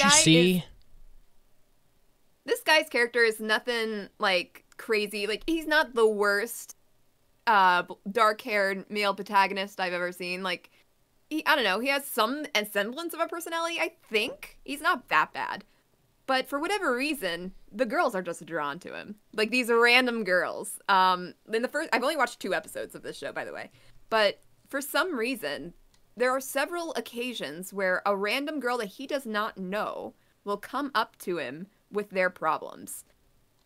And I don't understand why. And then sometimes these problems just, they're so, like, I don't care about them. And they spend so much time on them. Like, I don't know, so this girl in the girl in the student council, she's like a secretary or something like that. She is walking in the hallway with like a bunch of papers in her hands, and she bumps into him in the hallway, and she freaks the fuck out. Like, you would have thought that this boy had to, like, try to swing at her, like, punch her in the face. But no, she just, like, runs away. Like, all she did was bump into this boy. And she GTFOs. And I'm like, that is weird. It turns out the student council president, she comes up to him. And she reveals that this girl has a boy phobia. I don't know why, but she does. And so there's an entire episode just, like, revolving around him talking to the president about how she should talk to her underlings, and him apologizing for no reason because he didn't do anything wrong. But and the entire episode just revolves around this stupid problem, and I just didn't care. So it's not the worst thing of the genre that I've ever seen, but it's not good. No, not for me. So fail. That is one big pile of shit. She's a boy phobia, aka shy. To the point where she will bump into someone. He did nothing wrong. She bumped into him and then acted as if he was the boogeyman and, like, screamed and ran away. No comment. Masamune-kun, no revenge. The revenge of young Masamune are. Indeed. Indeed. Mitch, you want to complain about 3 years since season 1 for Jujutsu Kaisen. How about 6 years since season 1 of this show, which was not very good. I was actually surprised this is even getting a thing. Essentially, it follows the main character, the titular Masamune, who as a kid was teased and bullied by this girl named Aki, and he is like, oh, I'm going to get my revenge on her. Oh my goodness, they said the title. He essentially, for years, just becomes, super strict in his diet. He's working out all the time, and he just, like, transforms himself.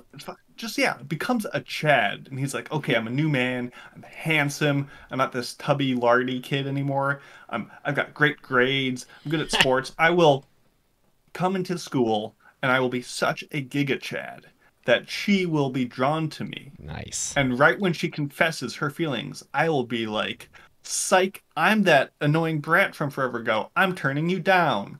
How you like that? Like, that's as deep as this show is.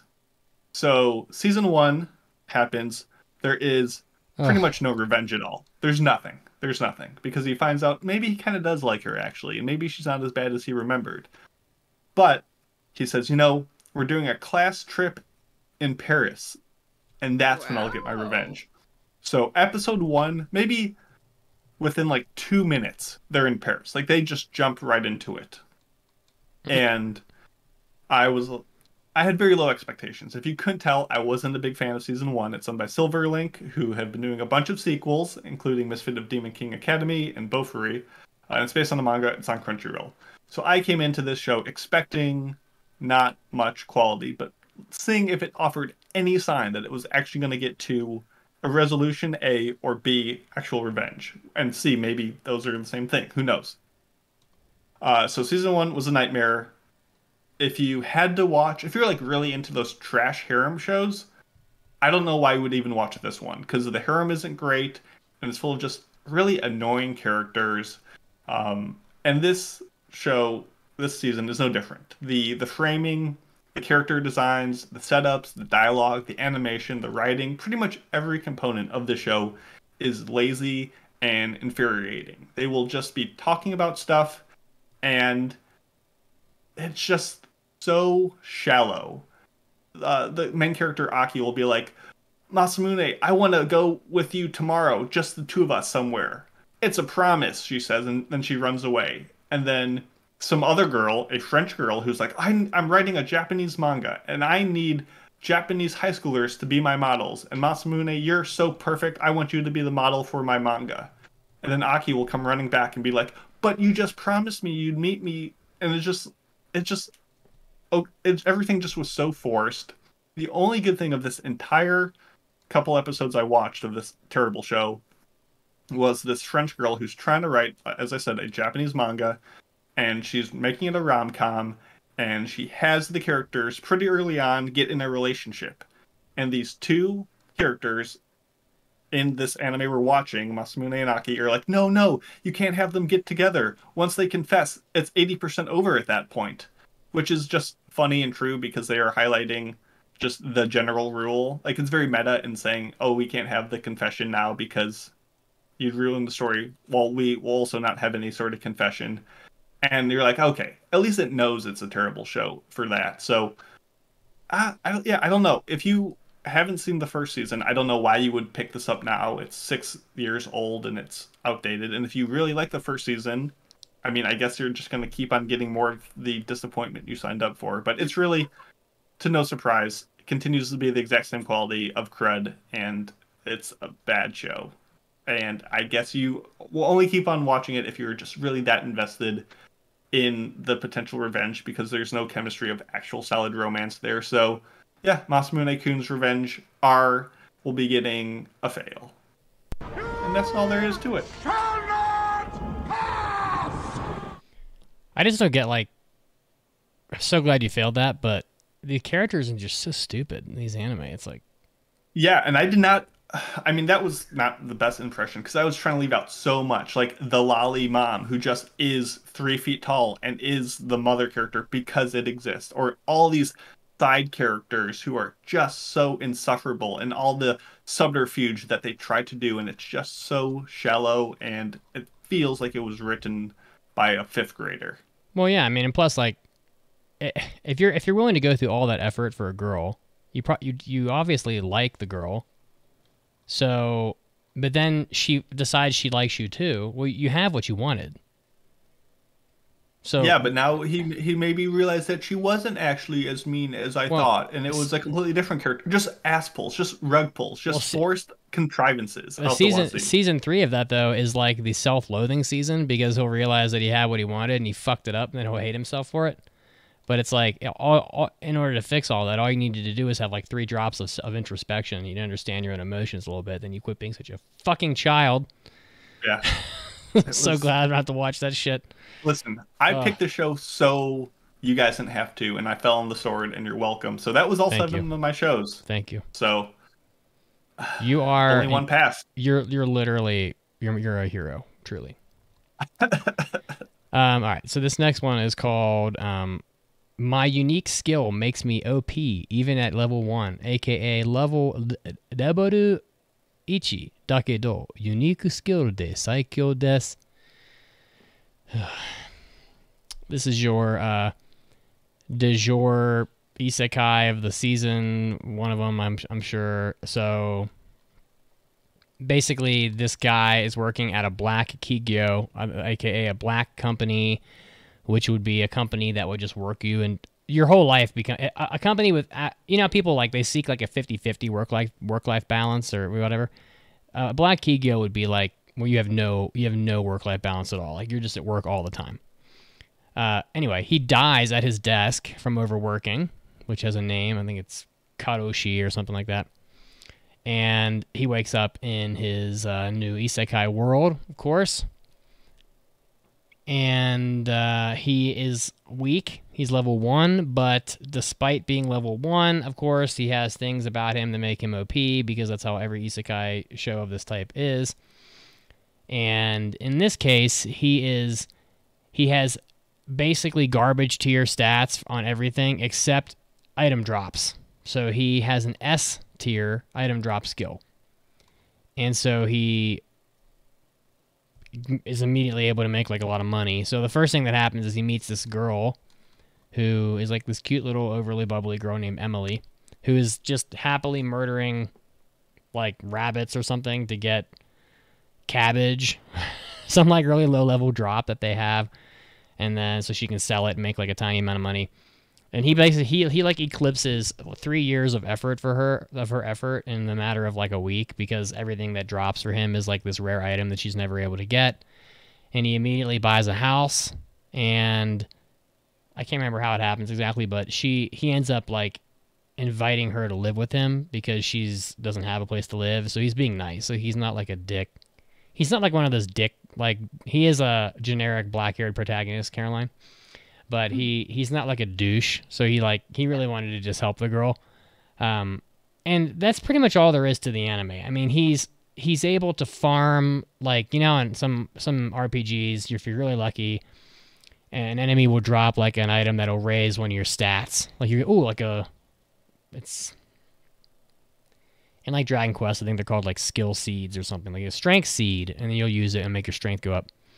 Well, he's able to farm those with regularity, because when he kills an enemy that normally he'd have to kill 1,000 times to get that item, he gets it every time. So he has like S tier HP. He's level 1, but he has like maxed out HP. And so he's just gonna like keep grinding these like skill items. And I don't know, it's like not a lot happens. There's a lot of dumb shit in this anime. There's a character named Eve who's like a bunny girl character that's borderline insufferable. Ryota, the main character, is pretty bland. Emily is your normal little girl carrying like a hammer that's like 40 times her size, so she'd never be able to swing that.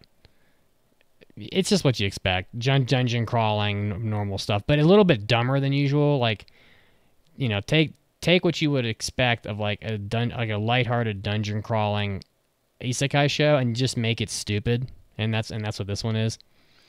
So clearly this is not passing. I mean, it's really not great. I mean, I think I was watching episode 3 today in bed in the morning, even though I knew I was failing it because I'm so devoted. And Pancake wakes up and she looks at me and she goes, this is made for like 8-year-olds. And just completely wrote it off within like a moment. And she was right. And I'm 38 and it's meant for an 8-year-old. So basically this would have appealed to me greatly like 3 decades ago, which is kind of funny to think about. But this anime is pretty bad. I mean, honestly, if you were going to watch this, you definitely have to at least watch like Reincarnated as a Sword and Jobless Reincarnation and some of these other like good isekais. You got to watch these first. And then if you still want more, then maybe you can pick this, but this is pretty bad.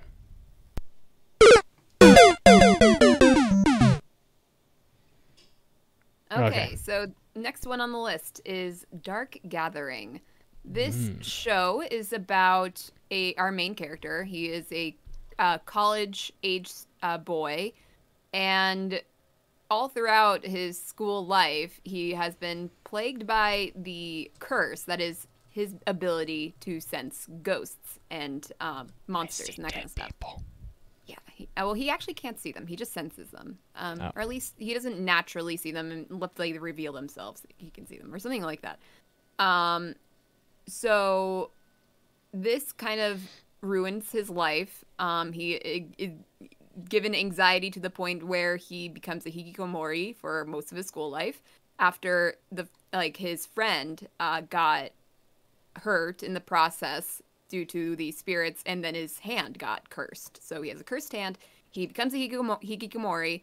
One of his other friends supports him enough to get him out and about. He's now in college, and she suggests to him, like, oh, to help you socially get out a little bit more, how about you work as a part-time private tutor? So he gets that job, and he gets his first assignment, which is a little girl who happens to live at the same house as that friend, and is in fact her cousin. So this little girl, it has the worst character design I've seen in a while. Look, Mitsugi, I want you to look up Dark Gathering, and the main girl, you should be able to see her pretty clearly. I don't need to tell you any more than that. And okay. Yeah, so her character design is bonkers. Like, big, massive shoes, heavy jacket, colors out the wazoo, and skulls for eyes. Oh my god. She has skulls in her eyeballs, and this isn't just like a random character design that they just threw in the anime and they don't comment on it. No, the characters comment on it. They see the skulls in her eyes, and apparently that is the visual representation of her ability to see ghosts as clearly as she sees real people. So she is able to see them, meanwhile the boy is able to just sense them.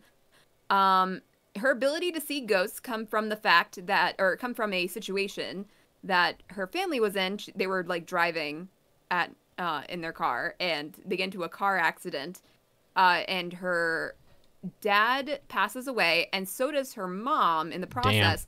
But Sucks. she sees her mom's ghost get taken by an evil spirit. So now her duty in life is to try to get her mom's spirit back so she can rest in peace alongside her father, which is interesting. I was interested in that plot. The thing is that this girl's a little creep, and I don't like her. Throughout the entirety of the first, 2 or 3 episodes I saw, she is forcing her tutor, who has a lot of trauma surrounding his ability to sense ghosts, forcing him into situations where they have to, they're in these haunted places that he has to deal with. And to the point, she'll force him by calling the tutoring agency and saying that he's touching her inappropriately, which so funny. So love it. No, it's just I hate that. Like, it's not even funny. It's just weird and gross, and I don't like to hear it. So that is basically how the show goes. It's going to be those two and his friend, who is the little girl's cousin, going on haunted adventures. And it's not bad. It has like a good ambiance. Like, the sky is almost always in dusk, which is kind of nice. And it has like a little bit of a nice tone to it for a horror show. And there are some creepy things that they do with the ghosts, like this little girl is gathering like these dark spirits in all the situations they're in to utilize them to destroy the spirit that stole her mother. So her room is like a horror show that makes the boy piss his pants. He is terrified literally? of this girl's room. I don't know if he literally pisses his pants, but he might as well. He was that terrified. And so she's hard to really like, because while she's interesting in the way that what motivates her, it's just she's creepy, and then also tries to act cute sometimes, and I don't like that. So she's just not balanced enough for me. And her cousin, the boy's friend, is also extremely strange in some way that I suppose we'll find out later. And also, it's kind of insinuated that the boy likes being scared. So that is why, like, he'll put up a fight to go to these places, but his friend is like, no, you actually like being scared, do you? So she has like this creepy smile on her face, and he's like, no, I don't. So like, apparently that's gonna be a thing that gets developed later, is his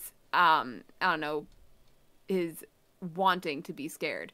It's not a bad show, but it's not doing enough for me to want to keep on watching. So I'm gonna have to fail it. No, God! No, God, please, no! No! No! No! I'm curious to see these Yayoi cosplays in Oh like my a couple goodness. months though. Those will be Afraid of what wild. they're gonna do to their eyeballs.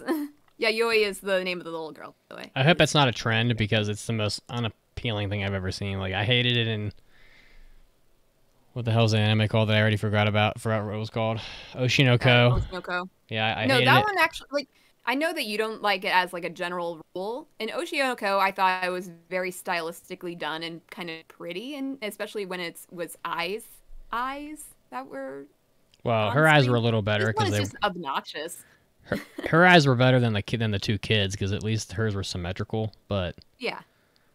yeah, all this shit with the eyes just drives me nuts. It just looks like they're trying so fucking hard. It's like, name every anime character design trope in the world, and there's a whole laundry list of them that involve people's eyes. Okay. But, you know, I'm 38 now, so I'm extra grumpy. All right, so, Bastard, Season 2. So, I go into this not expecting anything because I know nothing about the manga, I guess.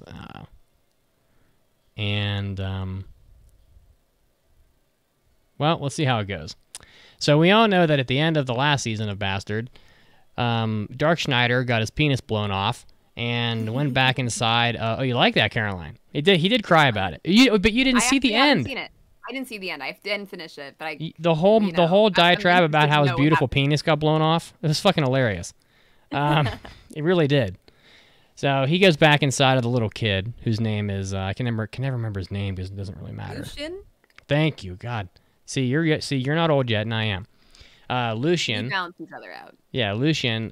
So basically what happens is that this season starts 2 years after the end of the last season, and Dark Schneider has been nowhere to be found for 2 years because he's been inside Lucian.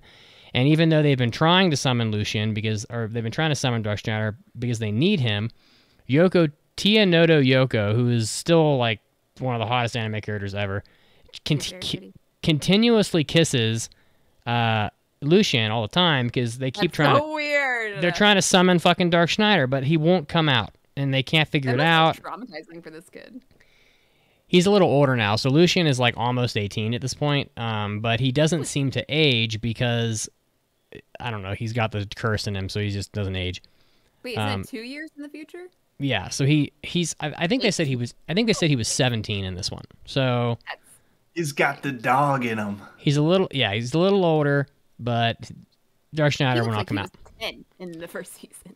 So Kalsu was a character in the last season, but you didn't see him very much because he didn't get involved in much. But he's one of the 4 divine kings of the Dark Rebel Army, who used to be on the same side as Dark Schneider. But you'll recall that in the last season, and Dark Schneider ended up fighting all those same people. But now that Dark Schneider's gone, Kalsu is like taking over the world basically with his army of sorcerers. So they're called sorcerer shoguns. That's what they call them. And they're just like fucking killing everybody. And then Yoko Tianoto, although she has like no power whatsoever from the last season, has apparently learned to have some power, and she's leading the resistance army that are called samurai. So she's the leader of the samurai army. And for the first like 3 episodes, it's just like a lot of fighting and people just getting massacred. I mean, just very violent, extremely violent. People getting cut into little pieces. Like there'll be like a battlefield where one of the enemies will put like invisible threads on the battlefield and then tighten them and just I don't know, cut a person into like 30 pieces. It's kind of like that. And then there's a final battle basically at the end on episode 3, I think, where the 2 sorcerer shoguns are just taking out all of the good guys, and including some of the characters from the last season, including Kai Harn, who's like one of the sorcerer generals in the last season that Dark Schneider beat. She's even trying to fight these guys, but she can't. And so right about the time that would be the quote unquote last minute Dark Schneider emerges. So he comes out of Lucian because they've been trying to summon him this whole time. And he's very arrogant, very Dark Schneider-like. He says things like, "Oh, how does it feel, ladies, that the devastatingly handsome Dark Schneider and his rippling abs are back, and his penis is back? He's got his whole body. His body's back." What made him come back? What about their efforts now changed? Just plot convenience? Or he just wanted a challenge? I think it's plot convenience. I mean, to me, it was like the conditions were set, but he didn't feel like joining in. If you recall from the last season, he kind of had control over that curse somewhat. But then he finally decides he's just going to help out. So then there's just like, basically, I ended up watching 5 episodes of this in one night, and because it's all out, and he just fucking goes whole ham on these sorcerer shoguns. He even summons like a 5-tiered dragon that just like blows fire on everything. And to be honest with you, it was quite good. I enjoyed it. I don't know. It's like I have a lot of shonen shows this season, and although this is seinen, but let's face it, it's kind of the same thing. And it's like, oh, it's shonen, but for older people. This is just entertaining. I don't know. The fight scenes are good. The plot isn't really involved, but it is just a like fighting show for the most part. I would say it's a lot less perverted in this season. Like, Dark Schneider's still intentionally misogynistic, but there's not like the ass grabbing and like as much as like the first season was. Although the first season definitely escalated as it went and ended up being like fucking crazy by the end. So I can't really say where this one would go. But I mean, I could have watched 7 or 8 episodes that night. It was like deep into the morning, and I'm like, I gotta go to fucking work. And it was like 1 a.m. and I'm watching this shit. So this is like a total shakeup. I wonder what this will do to our voting friends. Chaos unfolds upon the world. And I'm just going to go ahead and pass this because I think it's really quite entertaining. I know that neither of you probably want to watch it, and I do apologize. But I mean, I just like watching it. There were some things I did not. Oh like no, I did. But Mason did. At least one of you hated it. But I'm not fucking leaving. Well, I just watched it for the first time the other day. So I made a comment earlier, and the comment is relevant, and that is that I have 3 shows that are quite similar in that they are all about fighting: Rurouni Kenshin, Bastard, and Jujutsu Kaisen. And I said, which of these shows has the best action scenes in it? And not even remotely close, Rurouni Kenshin has the worst action scenes of any of these shows. And I even watched 4 episodes of Rurouni Kenshin. I went a little further just to make sure. 4.5, just to make sure. And just like the first release of Rurouni Kenshin, it is going to take them fucking forever to do anything in Rurouni Kenshin. I mean, it will easily be 35 episodes before they get to anything good in Rurouni Kenshin, because nothing good happens until the Kyoto arc. And you're not even going to get that probably until like the end of next year. So, I don't know, I just don't see the point, really. And I want to be perfectly frank with you. Between Rurouni Kenshin, Bastard, and Jujutsu Kaisen, we're going to end up watching them anyway, because there's no way these aren't going to get picked for listener choice. Bastard was the only one that had a chance of not getting picked, and I think based on people's commenting on it on the Discord, there's quite a few people watching it. So I'm just going to go ahead and pull the rug on Rurouni Kenshin, even though I love it. It's just too slow, like 5 episodes just to get around to Sanosuke Sagara. Like, are you kidding? It's going to be forever until that thing does anything interesting. So, yep, there you go. I'll leave the people on the Discord to sort out the mayhem that I just created. So, not my problem. You're like, damn it! Oh my god, I lost a bet because of Rurouni Kenshin passing, and I donated money, and now it's failed. So I don't know how you're gonna work that out. Yep, Captain Avatar, deal with it. Them's the breaks. See, it's and in some way you'll never think this shit's predictable again. So there you go. Suck it. Accuse you of 5D chessing it. I didn't 5D chess shit. I don't care if they pass Rurouni Kenshin. I've seen it. I saw all 93 episodes of that motherfucker. And the OVAs, and the movies. And the OVAs, and the movies, and I have an anime cell. See? Right here, anime cell. Right here. I just don't care. I'm an expert at Rurouni Kenshin. Next.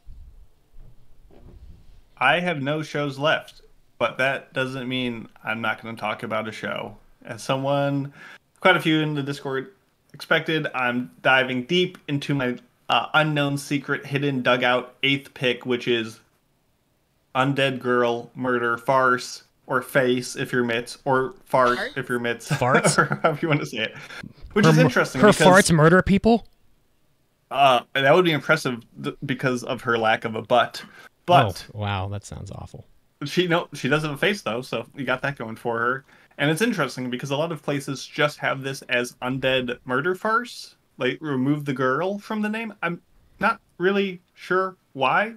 The girl is very explicitly in the katakana in the title, so maybe we'll find out. But this takes place in the 19th century, where there are vampires and werewolves and all these other paranormal creatures, and we have this guy who works at like a traveling circus named Demon Killer Sugaru, who essentially just fights these weird creatures for entertainment purposes and betting, and everyone goes nuts, and he's like, yep, this is what I do. I just kill these weird creatures.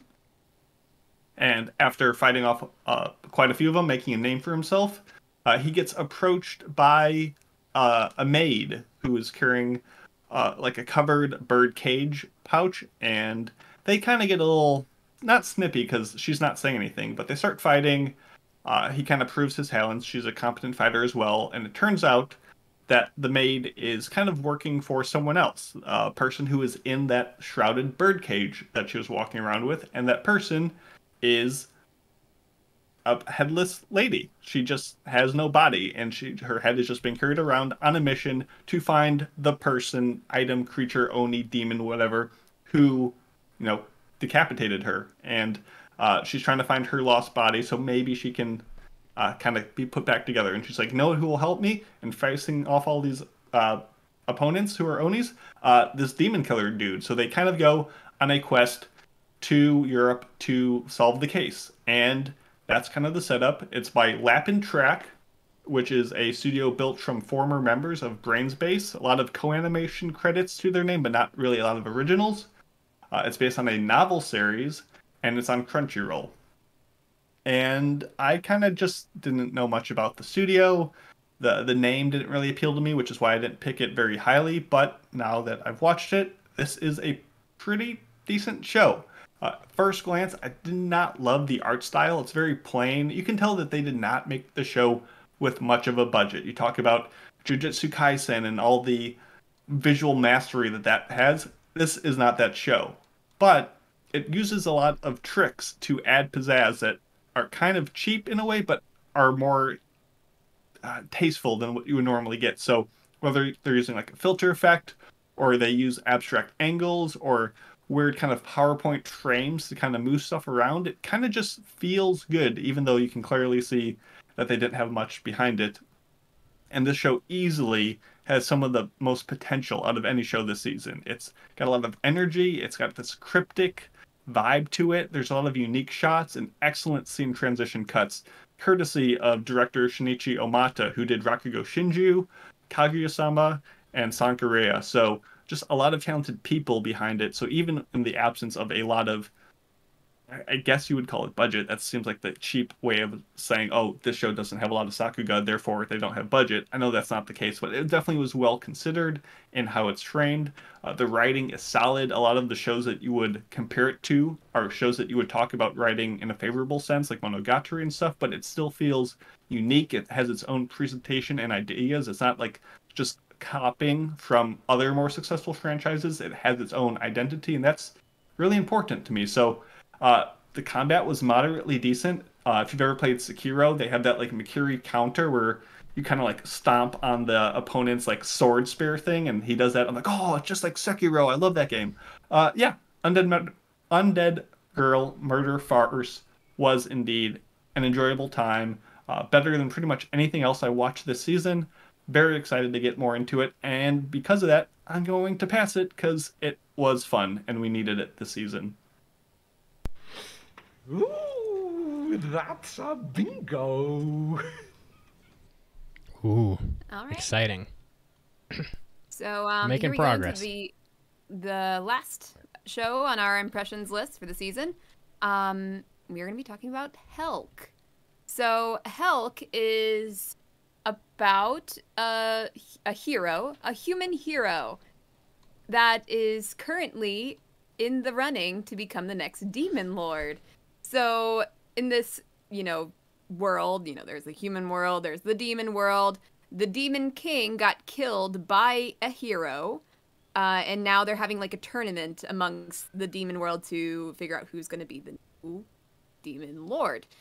But in comes a different hero, the brother of the hero that killed the demon lord, and he wants to be in the running, and he's like, boom, pow, I can do anything. That's Helck. Helck is like not going to be beaten by anything. He's pretty undefeatable.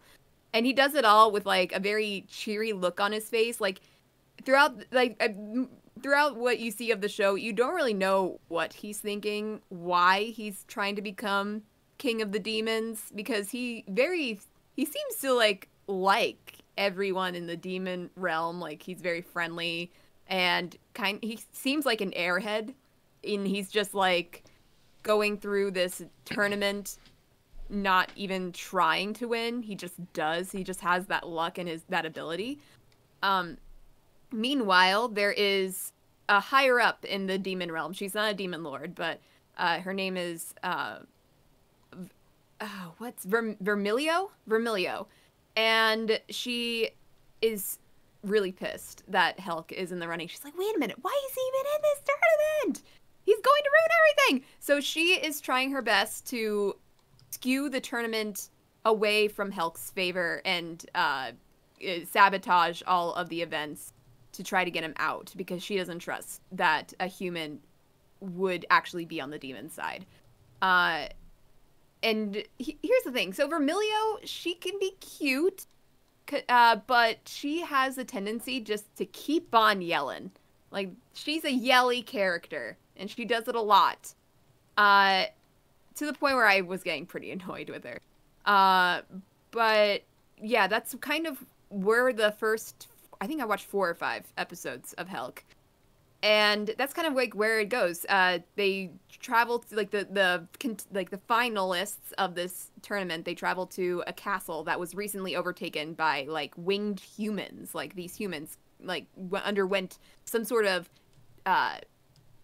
process to awaken powers, and so now they have wings, and now they're having the finalists fight those people, and you kind of discover, maybe there's more to Helck than you realize, because there's a history between him and like one of the other people on the winged humans. What in the Helck? Yeah. So this show will go on for 2 cours. It's not a bad show. Like, there are some things I'm interested in, but for 2 cours, it's a lot to ask, because there just isn't enough to, as of right now, I don't see enough to kind of pull me into 2 cours of this show. That being said, it has a nice tone. I say tone all the time, but like, it feels like a classic Saturday morning cartoon just based on like the character designs. It looks nice. And there's one character I really like. I really like this demon girl that is in the running for becoming the demon lord. I think she's just cool. And if the entire show had her as a more prevalent part in it, I would like it a lot more. But yes, a lot of the other characters I just don't really like very much. And Helck is okay, but again, for 2 cours, it's a lot to ask for. And so even though this is the only show I have left, and I have 1 pass available, I'm just not going to pass it. If people want it, vote it for listener choice. But with that being said, I have 1 spare pass. So what do we do with that? As they say, as they often say in meetings at work, let's take it offline. As I punch myself in the throat. We'll talk. We'll talk, yeah. It's too big of a conversation for the larger audience. We have a couple ideas, I know that, but we just haven't decided, I guess. Are you guys prepared to watch Goblin Slayer season 2? Because I realize no one picked that, and yet here it is. As I I never did saw season 1. Well, as I do the listener choice poll, I couldn't help but notice that it's on here. So. Oh, I didn't even know they came out with the season 2. No, it's not out yet. It can't be. Well. I think that's next season. Nope. It's not. It's out right now. It started on August 4th. No, that was just a preview screening. Regular broadcast will be next season. Oh. No worries, no worries. It's Well, not out yet. I guess we'll be watching it next season then. Probably. Yeah, that's what Mal did with Eminence of Shadow. Like, we thought it was starting this year, but it was just a preview screening. Hold the bamboozle. Or sorry, this season. I guess they must have screwed up their listings on here. Anyway, no, guys. It doesn't matter. Yeah, so we'll let you know what we end up doing. We have passed My Happy Marriage, Zom 100, Jujutsu Kaisen Season 2, Undead Girl Murder Farce, and the second season of Bastard. And that's about it, guys. That's our show for today. I appreciate that you all tuned in and listened. Hey, if you want to help out the show, get our exclusive access to our RSS feed, etc., and all the hentai episodes, the Hobby Addicts, you can go to aaapodcast.com/join or Patreon. We're going to be doing a hentai episode here in about 5 minutes, but if you want to get that, you will have to contribute to the podcast because those are extra juicy. Next week, we will be reviewing... What are we reviewing next week? Let me look this up. It's on the website, but Mashal, a.k.a. Harry Potter, the anime.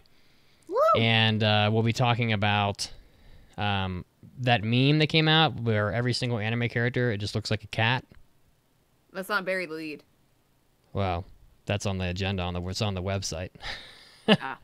So we'll talk about that, and then probably we'll be doing a hentai episode next week about that as well, because I'm pretty sure that deep down inside, every anime fan has like a cat girl fetish, and it's because of anime. You've subliminally messaged us all into being like, I don't know, a little twisted inside. So we've been indoctrinated, including myself.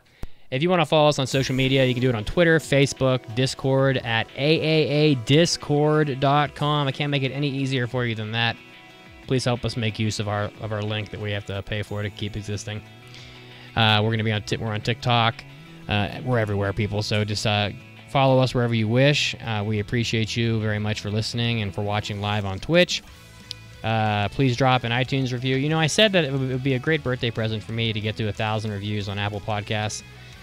And y'all dropped the ball. So we're at 972 right now. So I reckon we can just celebrate your birthday in a month. Just go. We'll celebrate it whenever you guys go on Apple Podcasts and get us to 1,000. So please let me have a birthday. Don't keep Mitz waiting. Keep Mitz He'll old. be forever young. We'll see you guys next week. Thanks for tuning in. Goodbye. Bye. Bye.